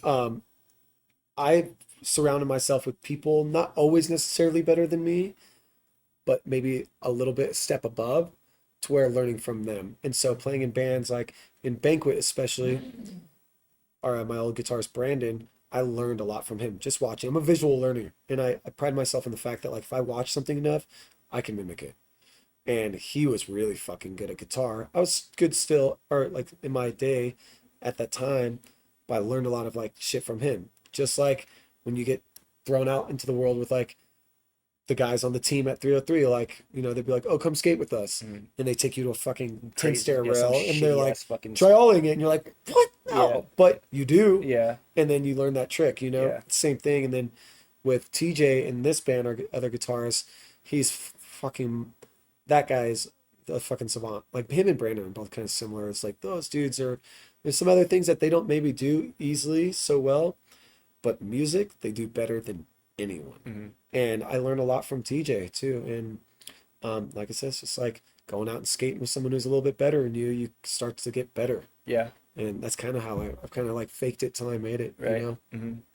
And like, because I come from the same kind of perspective of like playing music and skateboarding, and I kind of say like my skateboard and my guitar, like the best teachers that I've ever had in my life to Dude. teach me everything I need to know to be like a successful, like productive, decent person, you know? Yeah, because if you're not productive, you're not going to learn anything. Right. If you don't continuously to do it, like guitar, any instrument, or skateboarding, you're not going to progress. Right. So it's teaching you discipline, consistency, patience, um, and just in general, just being dedicated to something, and giving it your all. Yeah.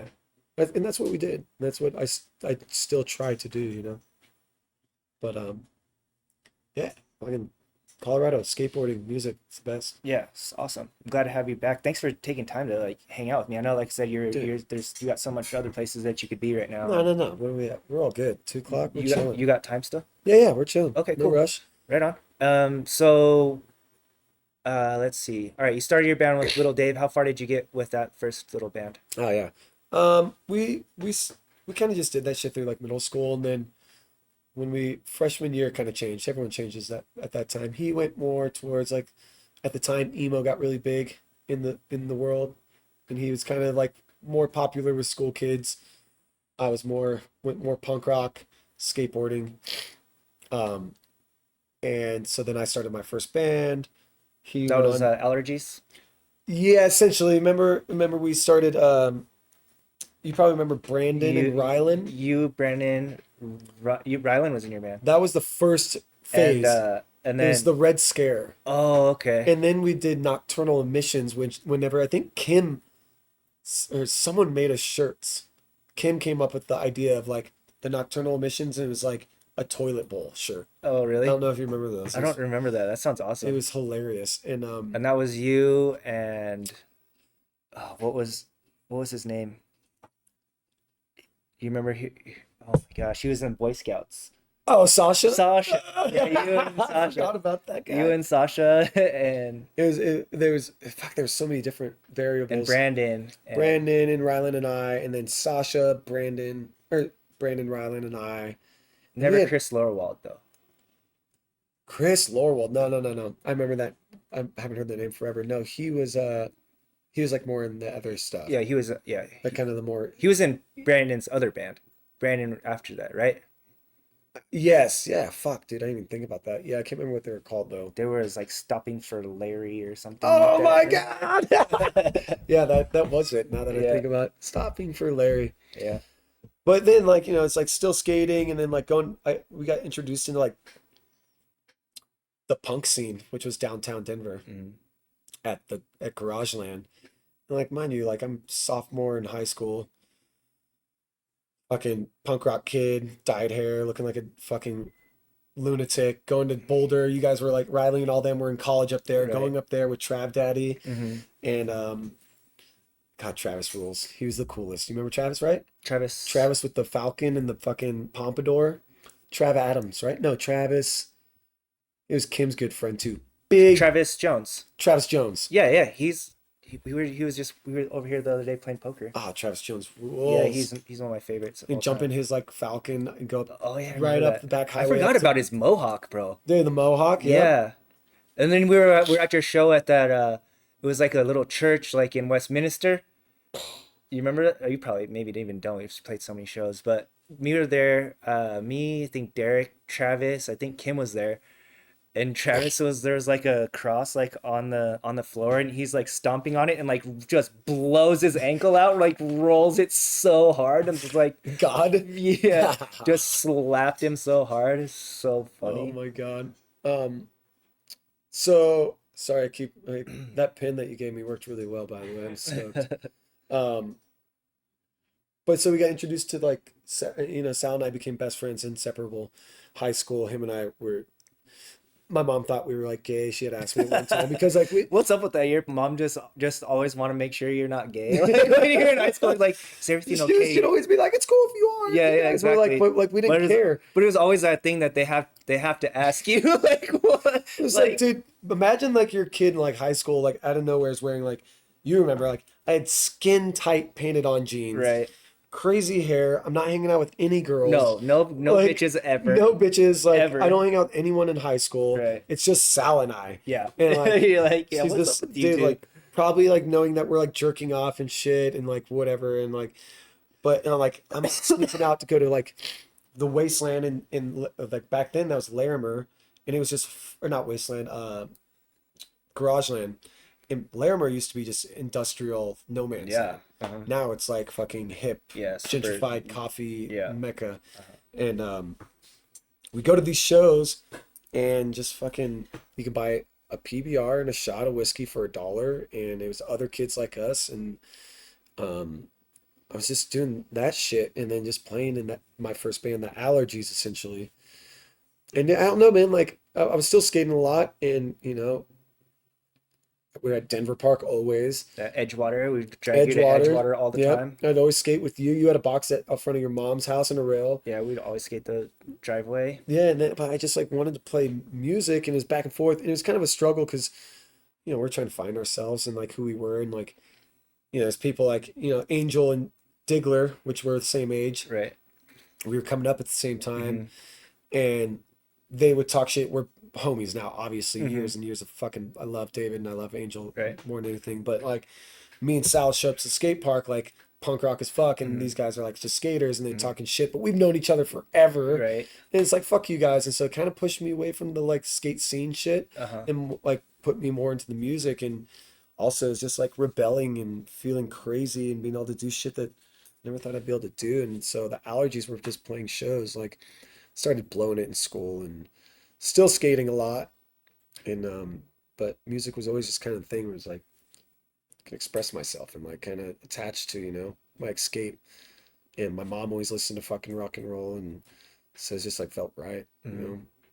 and yeah, did all the high school shit, and then also like getting out of high school and moving downtown. I had the Allergies, and then the other band Kill City Bombers, and still skating and around the 303 downtown, and ended up being older and becoming best friends with like all the Wet Boys shit and Applewood days. And I don't know, it's so honestly I think we can sit here for like 5 hours and like really break it down, and it's just so much Yeah. 'cause And it just keeps popping up like yeah, as we and go. like I said, you're on a time schedule. Like I've got quite a bit of time. So I mean, I don't know, people. Have no one's ever interviewed you for anything like this before, or have you? No, Like like mags or I mean, we've done zines or anything like interviews, yeah, that? yeah, and shit. Like I have that before, but like not like, especially this situation, like Colorado, where I grew up, skateboarding, music, where it all started. Like nothing like this. So I'm stoked. Yeah. So take your time, man. If you wanna, like, this is like memorialized for hopefully forever. You know Oh what I yeah, mean? So totally. it's like if you want to split, like, let me know. Like, No, no, yeah, we're all talk good. as long as you want. Like, get into details or any Ye- kind of stories that you got. No, I think it's moving just right. Yeah, It it's feels really good. good. A really good conversation. This is really actually really good. Really stoked. I'm fucking stoked. It's just kind of crazy, like driving around too. Like we came into town last night at like 5 in the morning, and just like driving past, like getting off on Wadsworth and driving past Sam 7. Like we got off on Wads at I 76. finally hit that rail for the first time like 5 years ago, dude. Like Sick. never ever did Five it. years ago. Yeah, I was like 35 years old, bro. Like That's so first sick. time time hitting street handrail. I'm like, dude, I'm gonna do this. I remember like, you remember Dude. John Fairbairn? Ah, yeah, yeah. Yeah, he was like, yeah, me and John Bernard went and we both hit Sam 7 like in like 11th grade or something. Like, what? Like, how?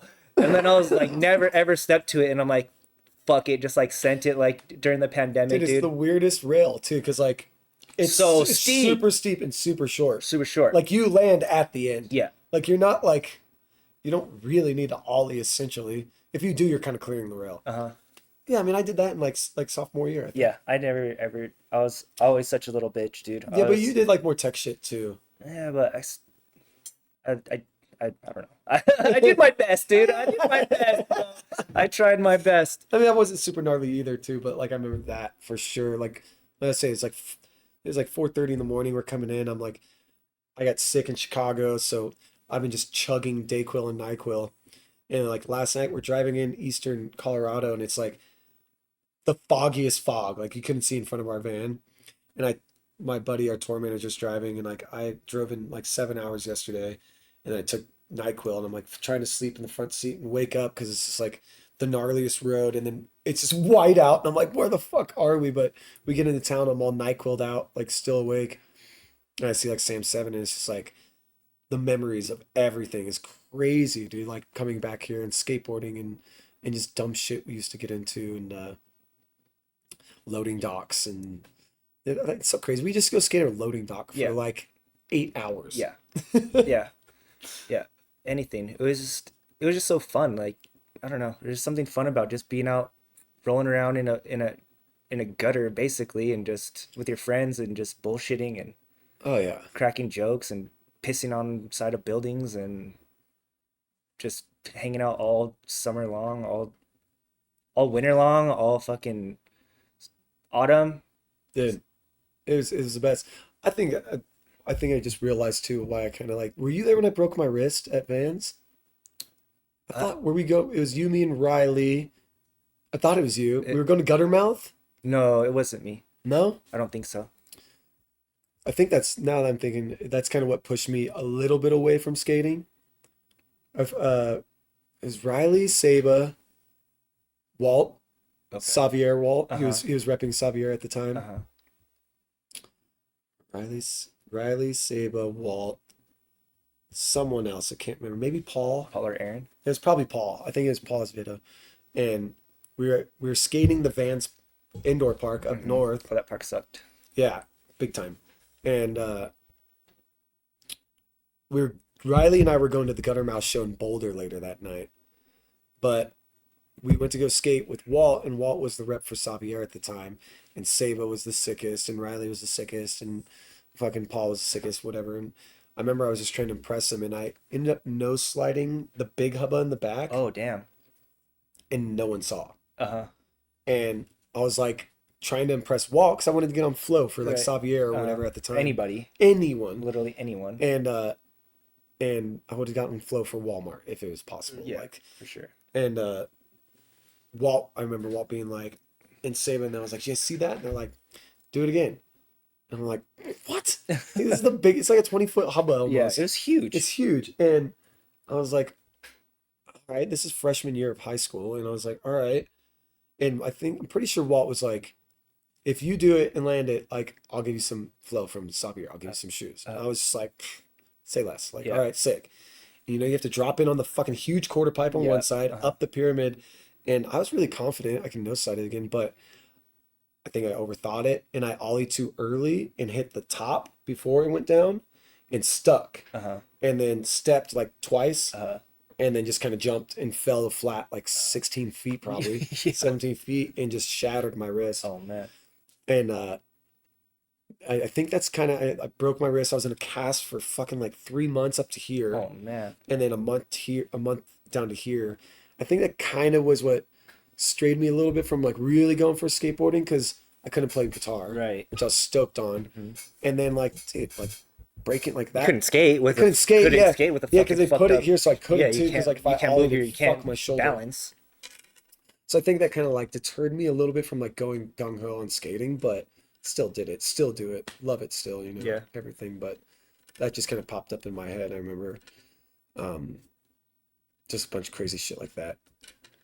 But I think that was just a stoner thought that just like kind of popped out. Yeah. I mean, that's true though. That's like that was always a thing, and it's like, dude, I don't want to really get broke off. Like, you know, like, do I really trust myself to do this Yeah. within a certain amount of tries before I just, if I don't get broke off and I don't land it in a few tries, you're gonna get broke off just from jumping down the thing. Yeah, You know what I mean? Even if you don't like it, like actually serve, like you bail and just bailing and just landing. Bailing. Yeah, bailing Just and bailing. just bailing hurts. Like you just fuck yourself up just jumping down the stairs, and let alone like committing and like slipping out or just every bad thing that could happen is on the table for like consequence for Just- you not being absolutely perfect. Dude, just rocking ourselves for so long. Like, dude, I used to be able to get rocked, like slammed, and then just like kind of walk it off and be like, okay. And then like 5 minutes later, be back at it. Like, I think doing that for so long, now our bodies are like, my grandma would always be like, you're going to regret it later on. You know, your back's going to hurt your knees. And I'm like, you're right, grandma. Now I'm like, fuck, my back hurts and my knees hurt so bad. Really? Yeah. Like, I mean, I'm pretty healthy and like I exercise and I work out and I stretch and I stay limber and everything. And I feel like I'm in pretty good shape and I still skate, but it just feels different. And I think I wrecked my body at a young age, you know? Yeah. And it's hard too. Like you're growing. Like I'm getting fatter, bro. I'm fatter than That's fast, insane. fatter than I ever been, bro. You know what I mean? I'm like trying to skate, and I'm like, dude, it's so heavy. Like Oh, trying to ollie, like trying to get my fat ass like in the air is like dude. such a struggle. I'm like, dude, this is not working, bro. This Push-ups and sucks. sit-ups, I dude. know. I need to get in shape, man. I lost 5 pounds this week, but I'm still like 20 pounds overweight. It's not Fuck. good. You can do it. Yeah. Same thing. Yeah. Consistency. Yeah. Consistency, like Yeah, determination, like, dedication. yeah. But like I said, it's like you grow, your body changes, like you get stiffer, like Yeah. it's everything changes, it gets different. You have to start, then you gotta like, you take time off and you just get, your skills get just atrophy. Oh yeah. You know what I mean? And you're like, dude, I know all these tricks. I know I could do all these, but Yeah. you cannot. Like your Oh, dude. body is Your mind knows how to do it. Your body can't. yeah, it's like archiving your data on a computer. It's Yeah, like, yeah, yeah. all that data's there, but it takes so long to access it if you're not using it Dude, all the time. for real. Yeah, I still skate, like I said, and I've been going out a lot. I live in Oceanside, California now, and I go out with like some old friends that I actually met out here and shit too, like Richie Belton and Recently, yeah. Like I hang out with Richie all the time. He's that's like wild. close to me, like where I live and everything. We've been homies for a while. I'm like Lanny Rhodes and um Colin Provost and stuff. I'll go skate with those Oh, those guys. guys, Yeah. Colin's still like rips. Oh, Colin's literally the fucking best. Yeah, And I mean Richie just put out his first part in a while too, and he's really, he's fucking shredding too. that's awesome. But excuse me. But I'll start going out. I started going out with them a little bit more, just to get my chops back. And like, I always have my shit. Like Hmm. within like 30 minutes of warming up, I can backside feeble, front board, front rock, front slash. Do most of my things, all tranny tricks that I've always had. But it's once I start doing all those, I get overly confident. Uh-huh. And then I'm like, oh, I used to be able to do this trick. I'm gonna try it. I've been landing all these other ones and I Hmm. feel like good. I'm all limber. Like it's been like, skating for like a week straight or whatever. And then I get fucking chopped. It's fucking put on the board and When was what was like the recent like slam that you took? oh my God. Dude, it was so bad. I was with Richie and we went to, I guess they call it, I'm fairly new living down in Oceanside, but um, we went to the old, I guess, Carlsbad skate park. Or no, sorry, the new Carlsbad skate park. And we get there and there's this like section. It's kind of like all up top and it kind of like, you know, cascades down. And I stretch, which I do every time now, which is so much better. And, kind of like feeling it out, looking at it. And I'm like, cool, go for a run, come down this like little bank.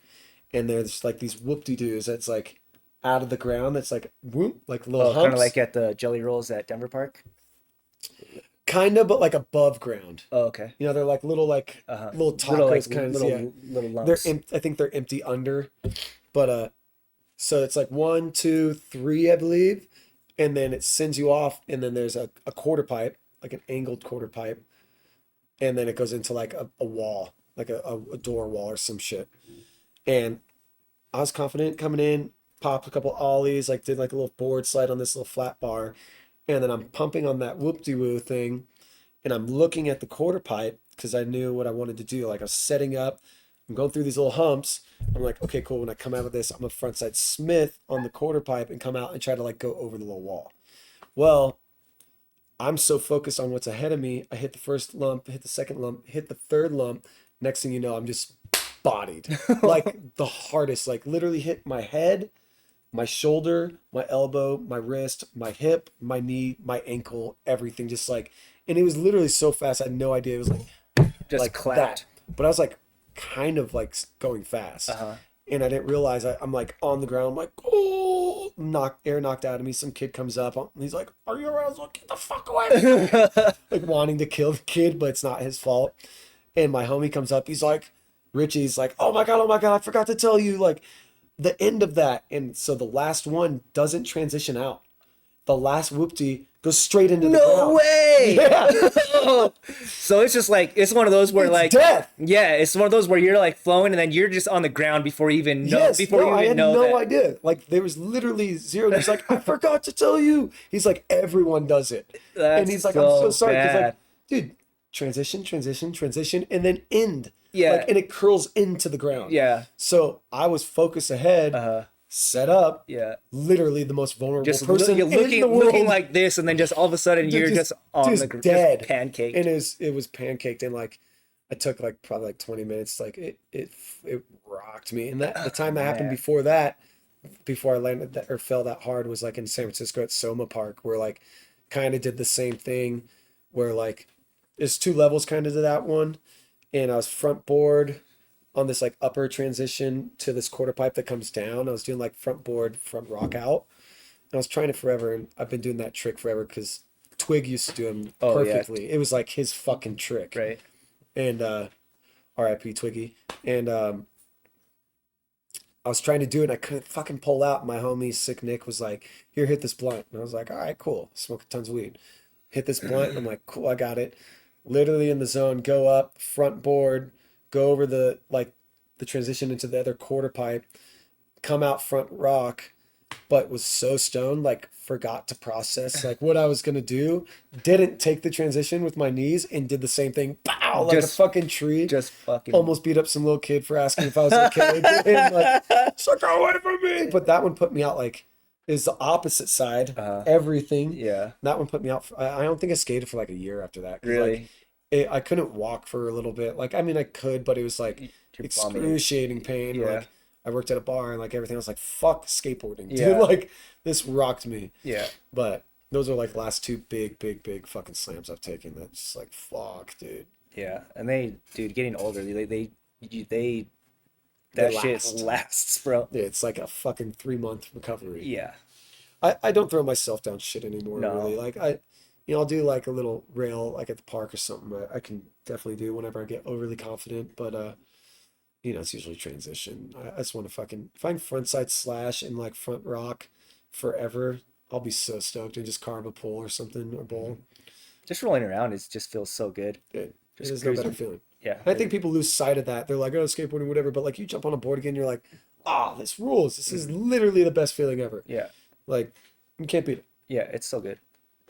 And then so yeah, so you're just full-time playing music now? No, I mean dude, I've dedicated literally my whole life to playing music and doing this. Can I get a little puff off of that? Nice. What flavor we got? It's like Apple? it's like these sorry pulse ones, they're bad. Sorry. No, it's okay. It's delicious. There you go. I dedicated my whole life to music, dude. It's all I've been doing. Like I kind of just it's all I've done. It's all I know. I mean, I know other things obviously, but I've been discouraged in the past. Like people, like family's always supported me with it, but they're like, oh, well, maybe go to school for musical engineering or whatever, and then just play in the band on the side. I'm like, my mentality always as growing up and still to this day is like, not so much, but if I take focus off of what I really want to do and put it on a side burner or whatever, then I'm not going to be able to like succeed in that. Hmm. And whatever success looks like to you or me or anyone, I feel like I've accomplished that success in my mind. I can go further for sure. I'm not rich. I don't have a mansion. I'm not fucking in a tour bus. I'm in a van with five other fucking stinky best dudes ever, and we're traveling across the fucking United States, across the world, and um that is success to me. It pays for itself. I don't pay anything for out of pocket, and I get to have the best memories and the best times with like different people everywhere. I know people all over the world, and this is not like a claim or anything or being cocky. It's like I've made relationships and the best relationships and experiences with people literally in the world, made the best friends and seen the craziest stuff because of music and because of skateboarding, because it linked together skaters, musicians, everything. It's the best. And the success that I've gotten from that now, I feel like is just being able to do that. But I've kind of always bartended or done odd jobs, or I bartended for a long time. I still do. Yeah, it's an easy thing, you know. You can come and go, get people to cover shifts, go on tour, go on a skate trip, whatever, vacation. Um, Recently started doing photography and shooting for a couple companies, Five Ball Leathers, which is like a motorcycle leather company, really rad out of Venice. Very true to the scene, classic. Frank Ball, his who I work for, his grandpa's Bandit Ball, legendary Hell's Angel guy. It's a crazy scenario, but he wanted me to like me and my fiance to model for the company, and I was like, not really. Ended up taking photos of it for it, and now I shoot for him like full time. Shoot photos for a company called Decade as well, sunglasses out of Oceanside. It's one of the owners of Brixton, super rad company. Um, I do photo production in Los Angeles, anywhere from photo assisting to on-set PA to art department to transportation. I kind of my mom worked her ass off as like a single mom, two kids, twice a widow. She always worked a full-time job. She was a stripper for a long time. She was doing power washing, window cleaning. She did everything. Still works hard to her to this day. And that kind of just, and my grandpa too, like enlisted that in me. He was a hard worker. And so I've always like figured out a way to work and to benefit anything else I wanted to do. So I kind of do fucking everything, you know. But as of right now, I shoot photos. I work at a bar, and on the weekends, super chill. I took a while off bartending because it's just not really what I want to do, but it's easy money. And then I do production work. So, and I pretty much fund my music habit to travel across the world. Yeah. And then what's your like living situation like right now? I live with my lady and two other ding dongs. These girls are her best friends, two of her best friends, and I moved down there last July.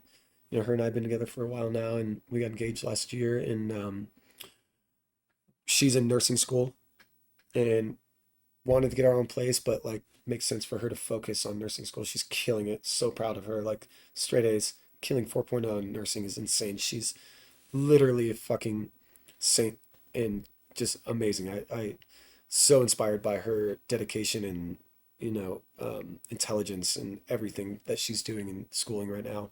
But we live down in Oceanside. It's never lived in a beach town. I've moved everywhere since Denver. I lived in Arizona, lived in Tempe, I lived in San Francisco for a long time, all over the Bay. I lived in Los Angeles, and now I'm in Oceanside. And actually, the band's joke, because every time we go on tour, I know fucking people, and their joke is that I lived everywhere for 10 years. So, but now I reside in Oceanside, and it's fucking chill. Yeah. I'm 37. I just turned 37. What month is it? March? Last Hmm. month? Hmm. And I'm like kind of enjoying the chill. I liked the hustle and bustle for a long time, but I'm kind of mellowing out a little bit. But and yeah, just little beach town. Got a dog, Australian Shepherd named Clash, and I do band shit. Go to LA once a week and just photos and just relax, man. So like you, how many countries have you been to playing music? So we counted just in Death Chant since 2020. I guess not 2020, 2021 is when we went over there, I think, the first time with Death Chant. We've been to 22 or 26 countries in Europe. That's like almost all of them. It's a lot. I mean, we've been everywhere from like, I'm about to do more Scandinavia this year, but Scandinavia, mainland, UK. I haven't been to Ireland yet. All over Western Europe, Eastern Europe, as far as like Helsinki to Latvia, Lithuania, Estonia. Or sorry, not Helsinki, Estonia. Helsinki's right across the water, but into Poland, fucking Slovakia. Oh, dude, I've been so there was places we just went through and counted and looked at like all our old dates that we've played and places I forgot I've even been. Yeah. I'm like, whoa, I've been there. That's insane. Yeah. Um, and all over the states. I haven't been to all the states yet, but getting pretty fucking close. Um, but it also sparked like that was the cool thing about music too, is it sparked my passion for traveling, Mm. you know. And a lot of people, and I know you live here still, a lot of friends do too, but a lot of people don't get stuck in their hometown and don't see much of the world. And I think that music sparked that like just like thriving to want to see more because knowing there's more. So I went to Europe for the first time in 2011, tour managing my friend's band, Spanish Gamble. They were from Santa Fe, and that shit just blew my mind, dude. We did 6 weeks, um, new fucking places every day, and I was just like, I want to keep seeing everything. And since then, I've been all over Southeast Asia. Rode dirt bikes from Hanoi down to Saigon. That was just as leisure, or was that? Yeah, that was just like fuck. Me and my buddy Brett just like were on a traveling kick. We were bartending, making killer money, cash in hand, and just like work for like a month straight. Just fucking pilot it in, make like 10 G's and be like, cool, we're gonna go away for a month. And so we just rented dirt bikes in Hanoi, flew out there. Two other friends joined us. We did 22 days, 2,200 miles on like XR 250s or something like that from the north to the south of fucking Vietnam. Flew to Thailand, did all that shit. I've ridden dirt bikes all throughout Colombia, which from Medellin to fucking Bogota almost killed me. T-boned a car at 40 miles per hour, broke 5 ribs. Jeez. Fucking almost flew off a cliff. Almost got smoked by a bus in a fucking semi in the middle of an intersection in Colombia. Colombia almost killed me. It was fucking You gonna go gnarly. back? Maybe. I don't know, man. That'd be like kind of like The pushing it. yeah. Like my plane would probably crash. It's like, got you. But like, I think I escaped. Like, I literally almost went off a cliff, like in the back country of like Medellin, like way like north of it. And then my buddy blew up his tire, and then he lost his passport probably because of like hookers or something. And then we had to ride to Bogota. Then my chain got stuck in my bike sprocket, and the semi almost hit me, and a bus like slammed on its brakes like right in front of me. Oh my gosh. And then going to the airport, like some dude pulled out in front of me, and I fucking T-boned the shit out of him. Did a full flip on the bike and everything. Luckily, I reacted just in time to like not hit it head on, but like hit it just a little bit to the side, so my whole left side took the impact. But didn't go to the hospital. Went to the pharmacy. I don't like pills, but when you need them, I was in fucking crazy pain. I've broken ribs skateboarding, falling on rails, just getting fucking crucified. Right. There's nothing you can do. Yeah. Wrap it, Yeah. take it You easy, go to the hospital. That's all they're gonna do. They're gonna wrap you up give and you some painkillers. So I just bought painkillers at the pharmacy, jumped on a 24-hour flight back. This is whenever I first started dating my fiance now. She's like, come to Oceanside, I'll pick you up, I'll take care of you. I was like, this chick rules. I'm going back there.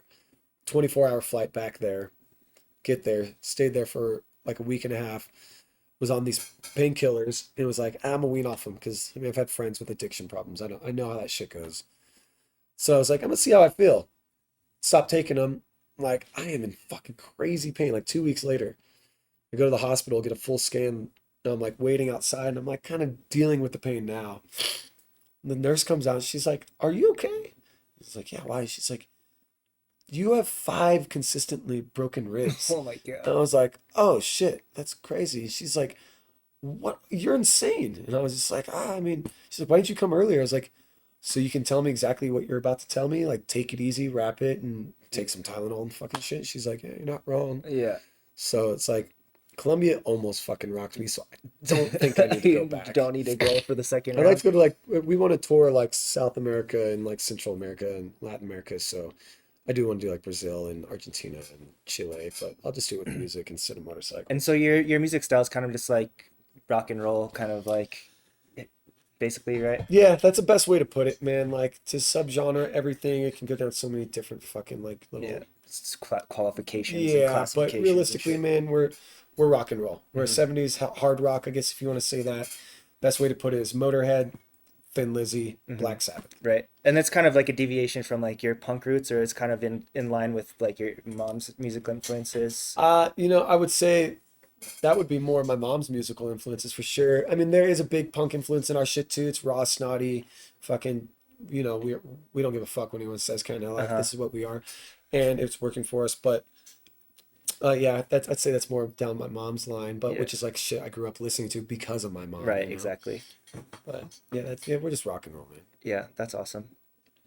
And yeah, so like what else what are some kind of did you make it did you ever get to Sicily?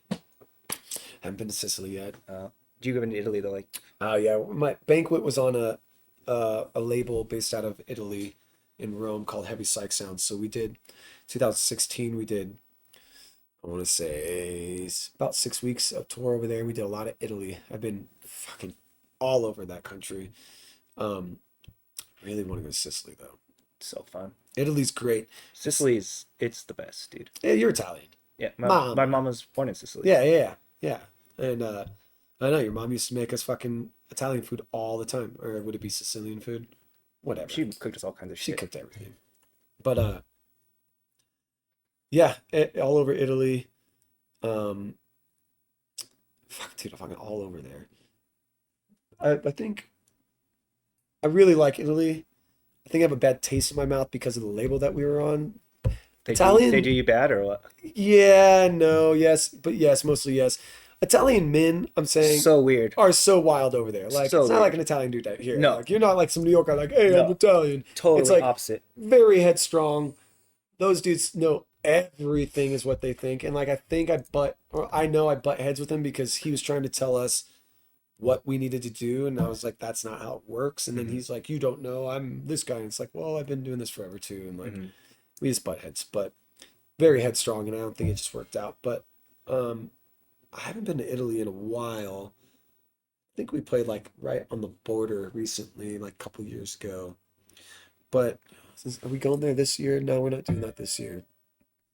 We're doing mostly in July. We go back over. We do a lot of Germany. It's so what the big thing about Europe and it works out for us is the best is like there's a big festival circuit over there. Uh, And like we do really well in the States. Like, we'll sell out 500 cap shows like in Los Angeles or like up in the Pacific Northwest or whatever. Like, we do well. But we go to Europe and we play these festivals in front of like 7, 5, 15,000 people. And there's a circuit that you like jump in on and you kind of revolve. You get, we have agents out there that submit us. And then like if we get in it, we've made a name for ourselves. We get on those festivals and then you book shows around those. So this year we're doing 3 weeks, July to August, mostly Germany.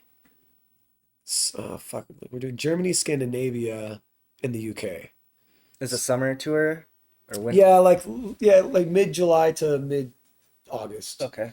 And so we fly out there. We have a big sprinter, a full backline of all our equipment. We have a driver who does all our merch and shit too.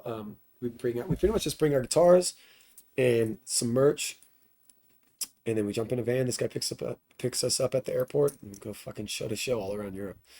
It's fucking wild. Do you have like a favorite country or favorite city or it's all? Yeah, dude, I guarantee I've probably been to at least 30 countries in Europe now, and I'd say my favorite place, and it has to do with like this one situation that happened the last 3 years in a row is Portugal. We played this festival called Sonic Blast in Ancora, which is like north of Porto on the coast, and we played it one year, 3 years ago, and they gave us this spot. Like, we get it's like an advance. Like before you play every show, you get like your advance. Like this is where you get, this is where you go, this is what time you're playing, this is your accommodations, blah blah blah blah blah. And they're like, cool, you're playing at 2:30 in the morning. And we're like, the fuck? It's the last show of our tour. Like, why the fuck are we playing at 2:30 in the morning at this festival? No one's gonna be there. We came all the way fucking from America, being a little bit cocky like idiots, but I think we're just tired and just like, what the fuck? I messaged the guy Ricardo, who's the owner curator. I'm like, dude, like, why are we playing at 2:30? He's like, don't worry, it's the best.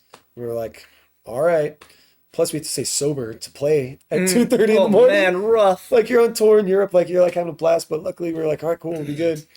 And we end up playing, and like, we're asking, or before we play, we're asking, we're like, what the fuck? And they're like, oh, you're playing the Devil's Hour. I'm like, what? And it's this crazy open air festival in Ancora, like, from the beach. You could see the beach. And, I think there's like, attendance is usually around like 5 to 7,000.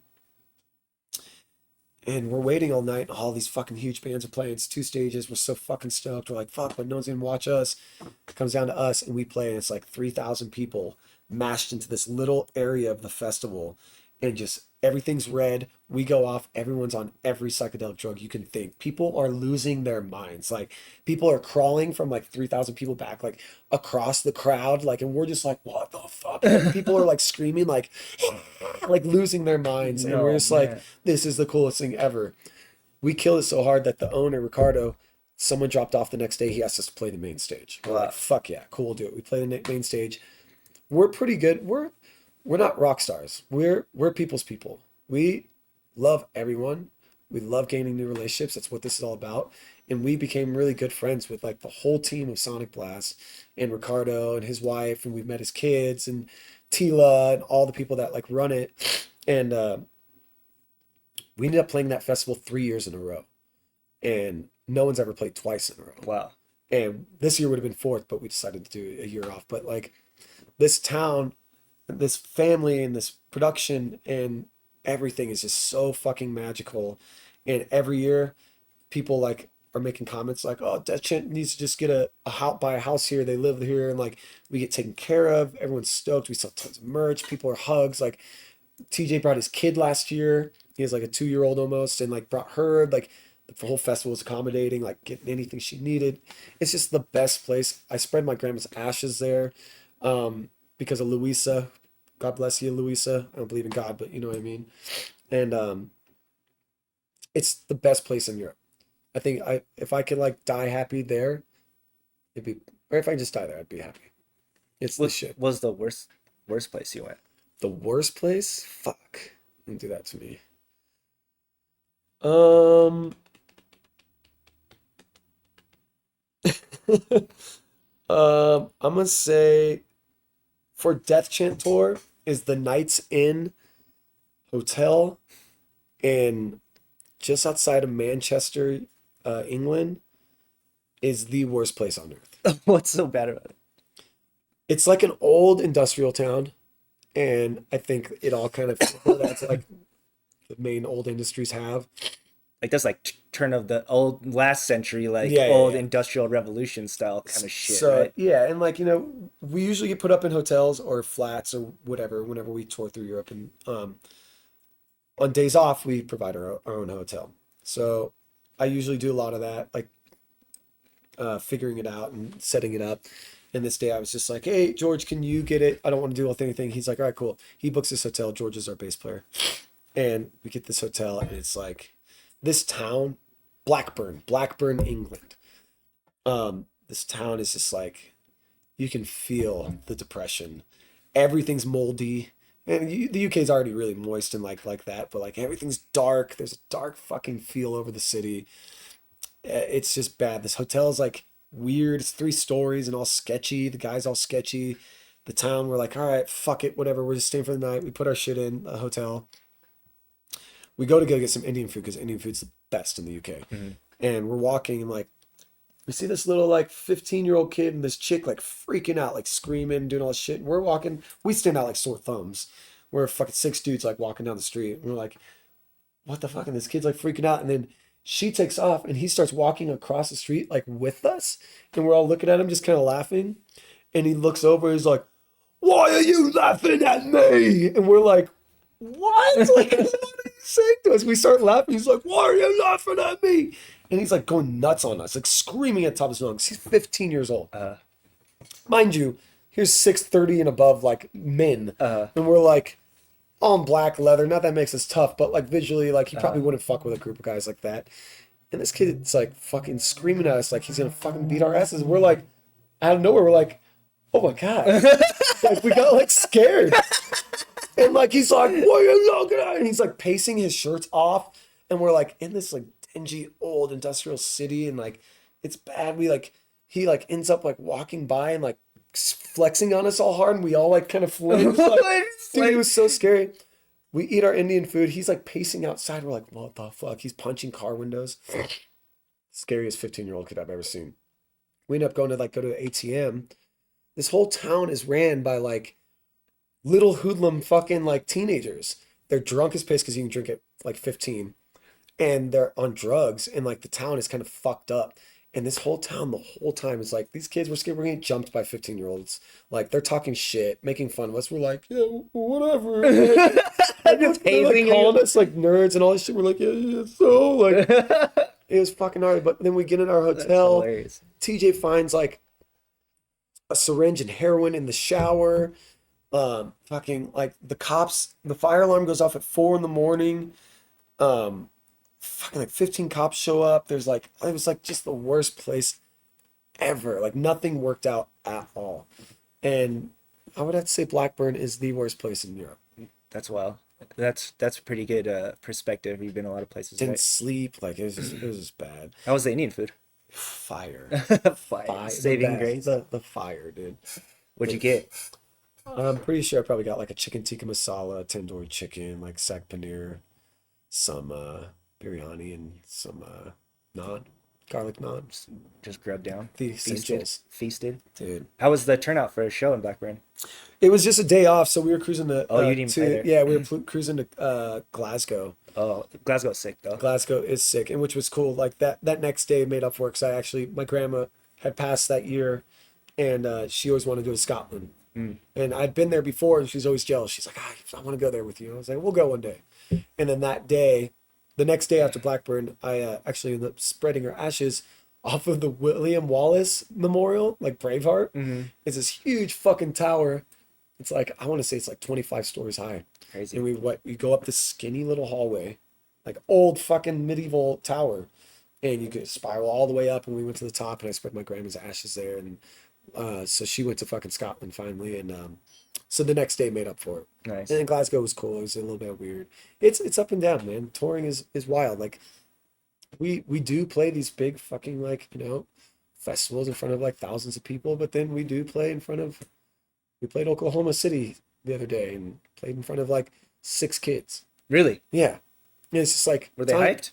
fucking so hyped. Yeah. The kids were up front the whole time, like losing their minds. That's awesome. And like TJ ended up handing the kid the guitar during this one part, and the kid was just like started shredding in key, and we were all like, "What the fuck?" Like, Hell yeah. and like that made his fucking life. Yeah. Like afterwards, he was just in awe and like made our night. Yeah. And that's what it's about. Like it sucks. Like sometimes I'm like, "Why the fuck am I playing in front of 5 people and I'm 37 years old?" But that's why. Yeah. Because that kid will do what 303 boards or like Yeah. Staba or anything did for me in skateboarding or anything like that, So Right.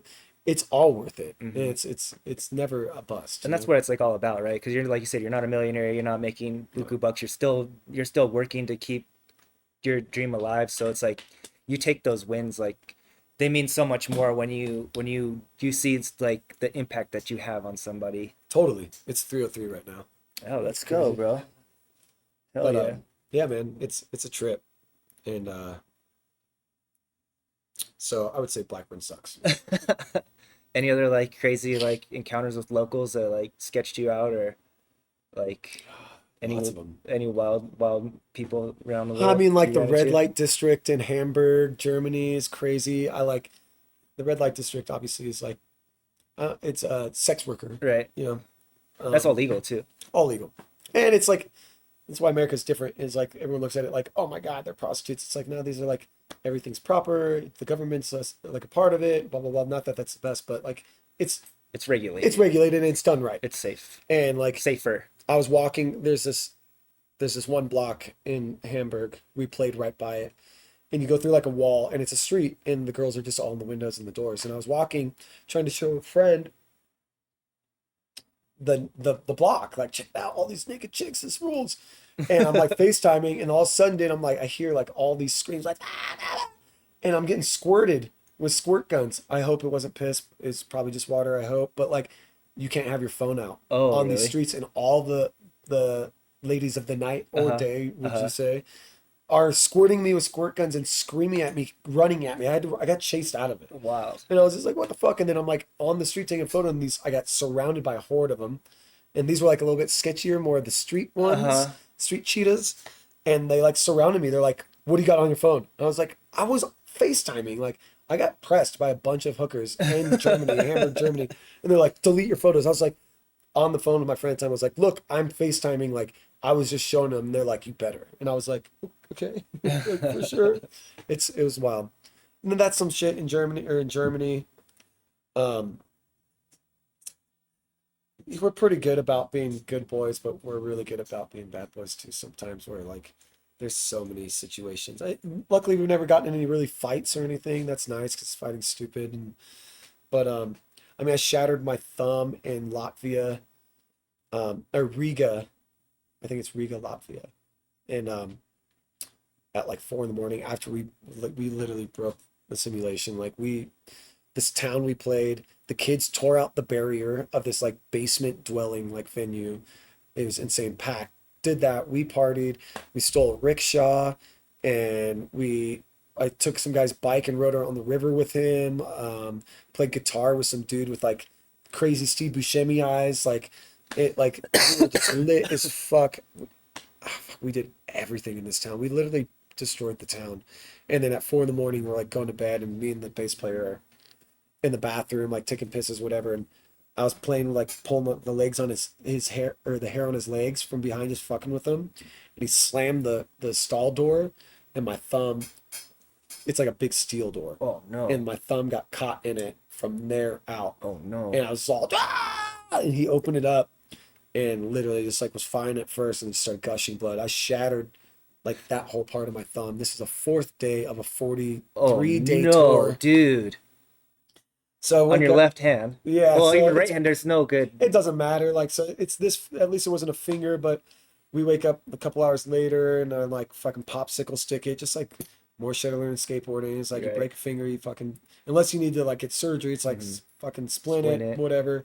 Get some coffee sticks, wrap it, go into fucking. We went and played this festival called Devilstone. It's huge. It's out in the middle of the woods in the middle of Lithuania, and big production. Like not as big as Coachella, but like pretty fucking big. And I come in, I'm like, hey, I need your guys' first aid. And they're like, what's wrong? And I was like, I just need to figure some shit out. I go to this tent, and it's all these Lithuanian dudes like smoking cigarettes inside the tent. They're the medical people. And they're like, let us see. And I show them, my thing's fucking rocked. Like, dude, it's gnarly. And they're like, oh, go to the hospital right now. I was like, no, I'm not going to the hospital. We play in like 3 hours. If I go there, they're gonna give me like painkillers. I'm gonna get all fucking not be able to play. I'm like, what can you guys do? They're like, okay, come back 30 minutes before you play. All right, cool. I'll come back. Come back, and they spray it with this crazy cooling spray, and then they gave me some big G.G. Allen fucking shot. And I was like, what is that? I was like, I don't do opiates. Like, I'm not into it. They make me sick. And they're like, this is like intermuscular um painkiller, I guess, or whatever, relaxer. They fucking literally, mind you, none of them are really speaking English. I'm just like, they didn't ask me if I was allergic to anything. They're not like, oh, this is what this is. We're gonna give it to you. There's like, Here's your consent yeah, form. nothing. Like, I'm in a tent with everyone. Like, there's just like the Eastern European guy that's just like, I'm like, why is he here? What's his job?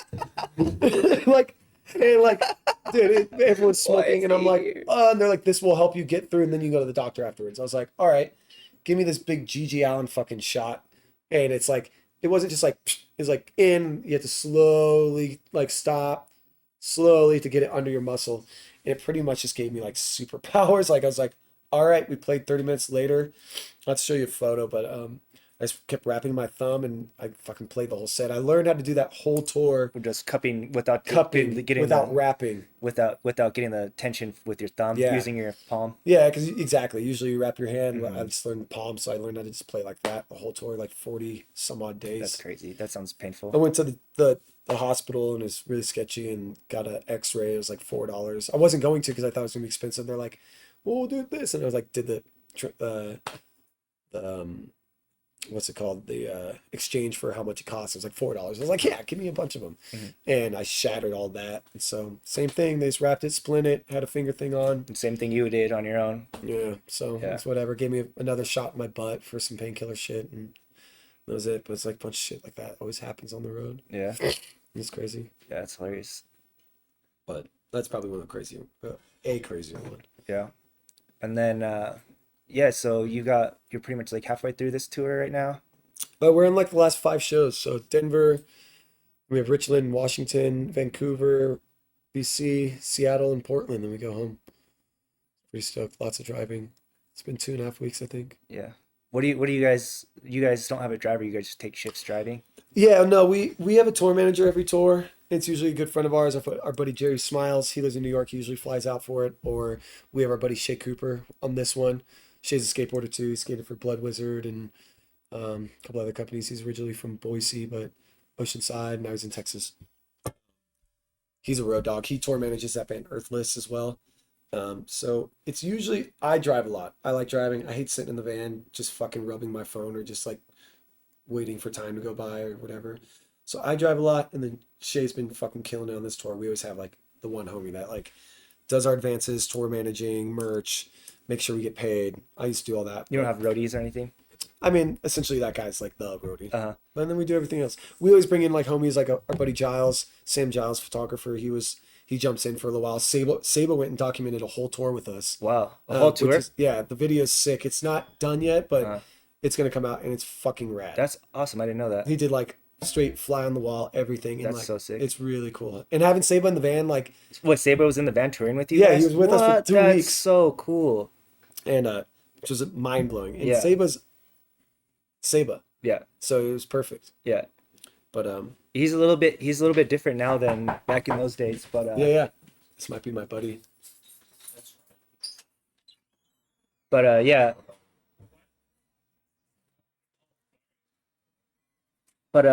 Yeah, so yeah, he's definitely still Saba, but definitely different version, just like we're all different versions of ourselves still, you know. Right. It's true. But that was fucking sick. And so we always have like jump in with us and do some shit with us too. Yeah, that's awesome. I didn't know that. That's so cool. Yeah, Saba showed up for my band's first show the other day, and that was awesome. Like that was not he was in town, just happened to be like Halloween, Sick. and yeah, first show we ever played, and Jared was there, and I was like, for Yeah, me, it that was- was it was like, sick, sick, go ahead, sick. you anytime, just grab it. Yeah, it's like so sick. Like the dude that you grew up watching is just like they're like taking pictures of you like playing music is like one of the coolest things of all time. The tightest thing was these guys. Okay, so Saba now, respectfully, Saba, if you watch this, Saba's like kind of like Rin from Rin and Stimpy, like you know, kind of Mr. Burnsy. Kind of Respectfully, Saba, Mr. Burns. love you, Sabes, but Kind of Mr. I'm sorry for calling you Sabes. But Saba's a very certain human, you know, Right, yeah. like, and he's like Super very particular. intellectual, very Mhm. particular, quiet, Mhm. but opens up, and he's fine. He's the best smile in the Yeah, world. for sure. And you know, he's like, dude, I reconnected with him because I mean, we know like a whole history. We won't go through it, but like he kind of fell off and came back in. I moved to Arizona, kind of saw him, and then reconnected with him. And he's like, dude, you're doing crazy shit. He's like, you ever think about having someone document it? This is like a year or so ago. I was like, yeah, but I never had like anyone really in mind. He's like, what, can I jump in with you? And I was like, fuck yeah, because I know he does a lot of cinematography. Mhm. I was like, yeah. And I was like, this is gonna be great. Mhm. Like, I'm gonna tell the guys that this guy's gonna come document our shit because we've been wanting someone to, and Saba's gonna show up, and they're gonna be like, who the fuck is this guy? Right. And that's exactly what happened. Uh-huh. And he's like hanging around, and he's like, he was filming nonstop, Uh-huh. and like, and you know, they're like, who is this guy? What the fuck? And like, he instantly got along with everyone. Everyone loved him. But my favorite part was to be like, after like a week or two, be like, here, check this out. Like, and show them like old YouTube videos of him like the fucking shredding, like Consider the Odds and like Civilian Militia, blah blah blah, and the Fever and all that Oh shit. yeah, You know, Fever, and what was the other one? The one that what are you doing? what are you doing? Dude. Oh my God. Insane. And then like the Wet Boys shit, and like just seeing him, then they were like, What? they look at Yeah, look at just chilling there his all. glasses and just his big ass fucking Joker smile, like, It's and they're so like, that funny, is dude. not him. Like, That is not no him. way. And they're like, dude, Saber rules so hard. Yeah, he's the best. That was the fucking coolest. So, I don't remember where we were going with that, but like, You were talking about him filming your tour. oh yeah, so Saber jumped in and did that, and like that was the coolest thing too. Is like, yeah, I grew up idolizing this guy skating, Uh-huh. and then we became friends, obviously later on, like in my late teens and early 20s, and then kind of fell off, and then like now he was in a van with me documenting this tour. Is Dude, like, that's amazing. I was kind of the whole time just like pinching myself, like, what the fuck? Yeah, And once exactly. again, skating and music, it's always been fucking together. Yeah, that's so cool. That'll come out hopefully soon. We got a little bit more editing to do and like trim the fat, but it's really his documentary style, Hmm. where it's not cheesy and it's real and it's true to the art, is something that a lot of people can accomplish in Jared Saba. Jared's got a good eye, dude. He does that He's in got that everything. artful eye, dude. He's just Skating, everything. Yeah. skating, music, cinematography, creativeness. Saba is a fucking purveyor of steez. Yes. 100%. 100%. Yeah. And everyone knows it. About everything. The steez trick thing, when people land and do like the fucking steez, Uh-huh. that came from Saba. Yeah. 100%. Hmm. Saba and probably Greco. Yeah. Everyone wanted to be Saba, dude. Yeah. Everyone wanted to be Saba. Still do. Nobody can be Saba. Nobody will ever be able to No, be Saba. no, and that's a beautiful thing. Yeah, it's the best thing. But he's still sick, dude. He's just as chill as ever, and maybe even a little bit more chill now. I believe so too. Oh yeah, he's so chill. He just smokes hella weed. Yeah, dude, that was really a true blessing to have him come with us and everything. And like, Colorado, and it mixes all into it. It's like, fuck, this rules. Yeah. So what's your plan after the tour's over? Tour's over, and then working. I have some more shoots to do for Five Ball, and I have photos in a motorcycle show. I do a lot of motorcycle shit too. Built some bikes and lived in a shop in San Francisco with Rick Usey, another skateboarder that used to skate for Rise in Indianapolis. And so I have photos in a photo shoot or photo show at a bike show at Shawshank Prison in Ohio. What? Yeah, this dude, I'm sorry, I can't remember his name off the top of my head, but he does a bike show. It's called Party at the Pin. They do it in Boise, and they have done it the last two times in Boise at like an old prison. This one they're doing on the East Coast at Shawshank Prison. That's crazy. And my buddy Thomas Miner, Tommy Boy Speed, he is curating the whole art aspect of it. And so I'm gonna have photos, and I've been shooting a lot of motorcycle stuff, so I'm gonna have a bunch of photos in that. Getting ready for Born Free because Five Ball does a booth there and all the buds. Some more traveling.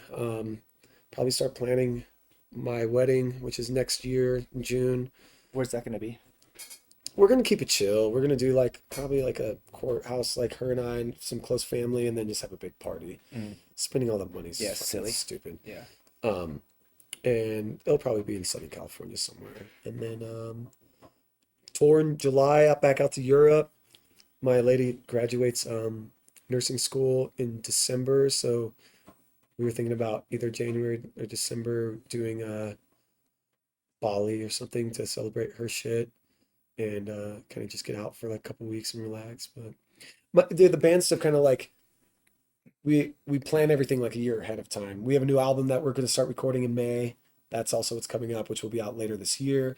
But I have to plan my life like a year ahead because the band shit sets up like ahead of time, and then I plan around that, and then making time for my family and my partner and friends and work and living and sleeping. So just kind of going with it as of now, but those are kind of what's next on the horizon. Yeah, we didn't talk about butt chin, bro.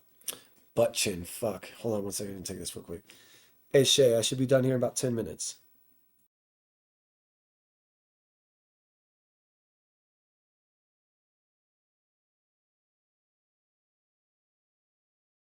Wrap it up. Yeah, we do like 10, 15 minutes. Okay. It's 3:19, we're at 3:30. Okay, sounds good. I need to eat some food too and Yeah.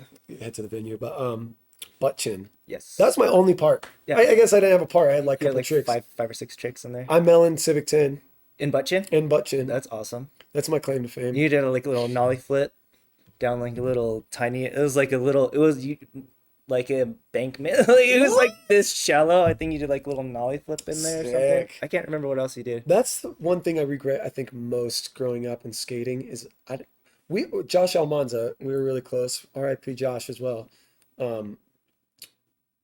We always skated together, and he filmed You everything. filmed everything, yeah. I just I guess I just didn't care. Like it wasn't my goal to film a part, even though I wish I did, so I had something to look back on and be like, sick, that was it. Mm-hmm. I just wanted to skateboard. Mm-hmm. And not that I'm hating on anyone that like focused on it, but like I feel like when there was so much pressure to go film, it wasn't as fun. Yeah, I could kind of feel I could go either way. It depends. Like towards the ends of deadlines and stuff, it's not fun to film. Yeah. But like when you're filming, you're just skating. You're With not all your thinking boys and shit. yeah, you're not like, thinking about like, oh, we gotta wrap this up. Right, Like, we right. gotta fill our parts. Like it's so much fun. But as soon as you add any element of pressure to there, it does get a lot less fun. Yeah, and also too at that time it was like I was Sal and I were like doing a bunch of band shit, so it's like we were band practicing, or everyone's like, oh, we're gonna go skate with Saba or like 303 team or whatever, and it's like, oh well, they're gonna go skate these spots, and we wanted to go. It's intimidating too. Like you feel pressure to like you're skating with the bigger guys, like to do something, which is good to push you, but then it's like a lot of pressure too. And we kind of just wanted to go play music and set a film, I guess. Sal had tricks. It's never really filmed too much. I don't think I'm a bad skateboarder by any means. Like I No, can still, I thought you were always. I always thought you were sick. I think I'm pretty happy with where I got and everything and what I'm capable of. But just wasn't filming. I guess just wasn't what I wanted to do. I just loved skating and that's what mattered. You're just having fun with it. Yeah.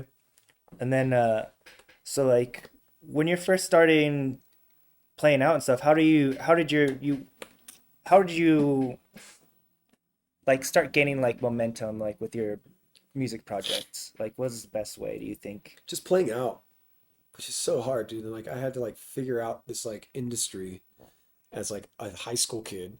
And I started booking shows when I was like 15, 16 at the Climax Lounge downtown. I don't Mm. think it's there anymore. And then booking punk shows and like people knew me for booking these shows. And then my band, I'd be like, cool, yeah, like my favorite punk band would come through. I book them, but my band's gonna open for you guys. They're like, cool. And then the band was good. My band at that time, Allergies.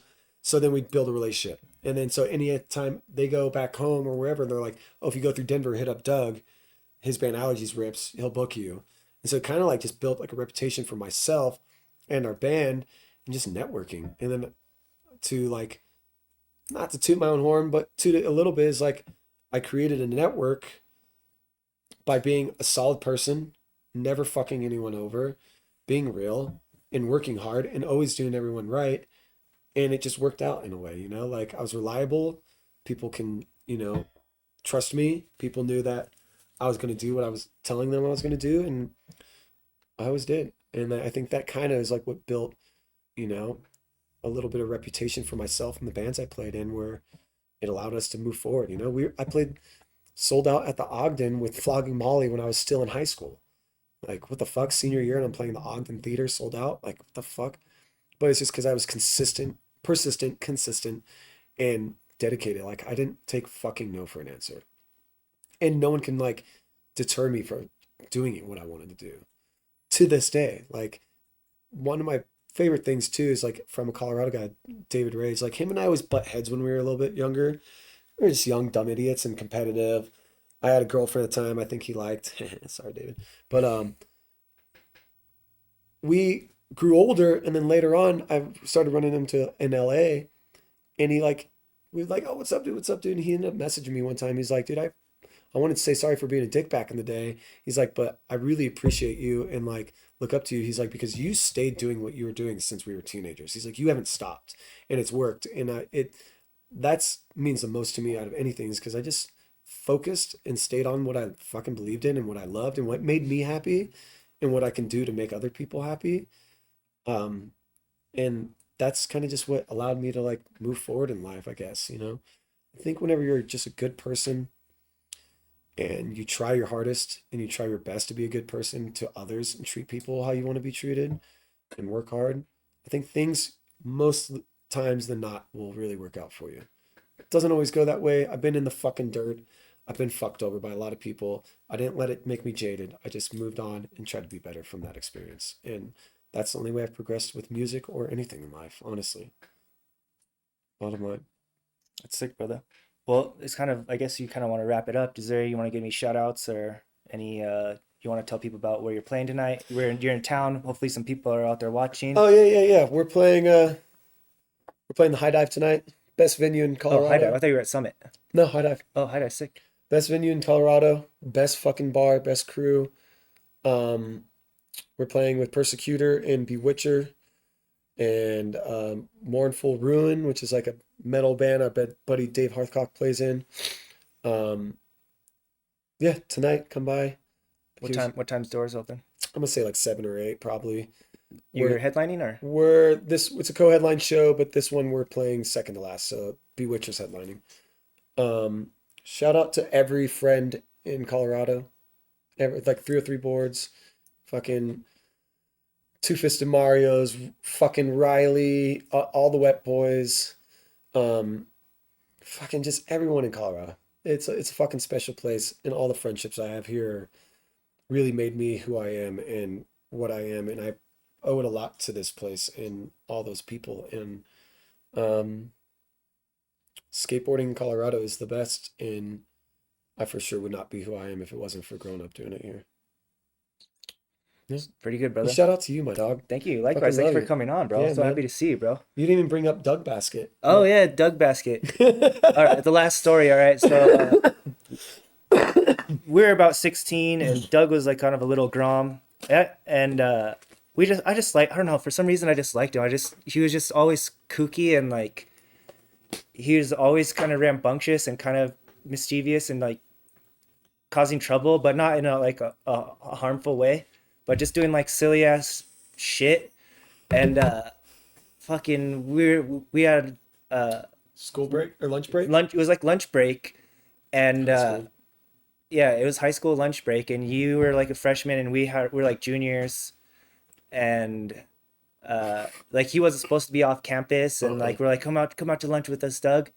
And then it was always like, dude, we're gonna take Doug somewhere. And it was always like, fuck, this kid's gonna fucking cause problems. Do I know. Or something. he's gonna do something stupid.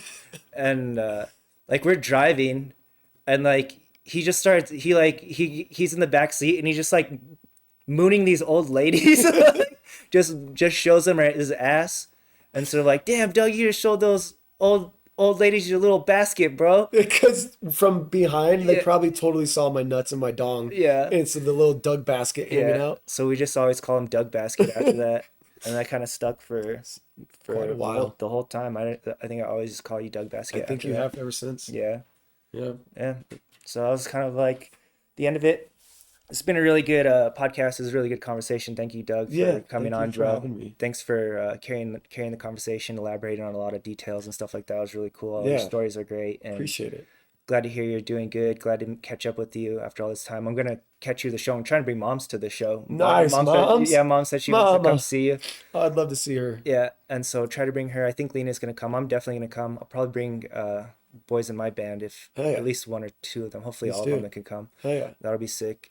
Yeah, Uh, thanks for having me. And I wish we had more time. And it's so hard with these things too, of because course, there's so bro. much things I'm like, oh, we could keep going, blah, blah, Yeah, blah. Like, I'm you got fucking shit to do. stoked. You got shit to do. I'm Yeah. glad you took as much time as you did. I'm so Yeah. grateful, and This it was pleasure's all awesome. mine, man. Yeah, anytime you're in town, you have some time, we'll catch up again Yeah, and I'm super down. grab some Santiago's or whatever. And Yeah, I'm about to hit that shit right now. And congrats on the arcade. This is fucking awesome, dude. thanks, man. Yeah, I'm super stoked for Appreciate you. it.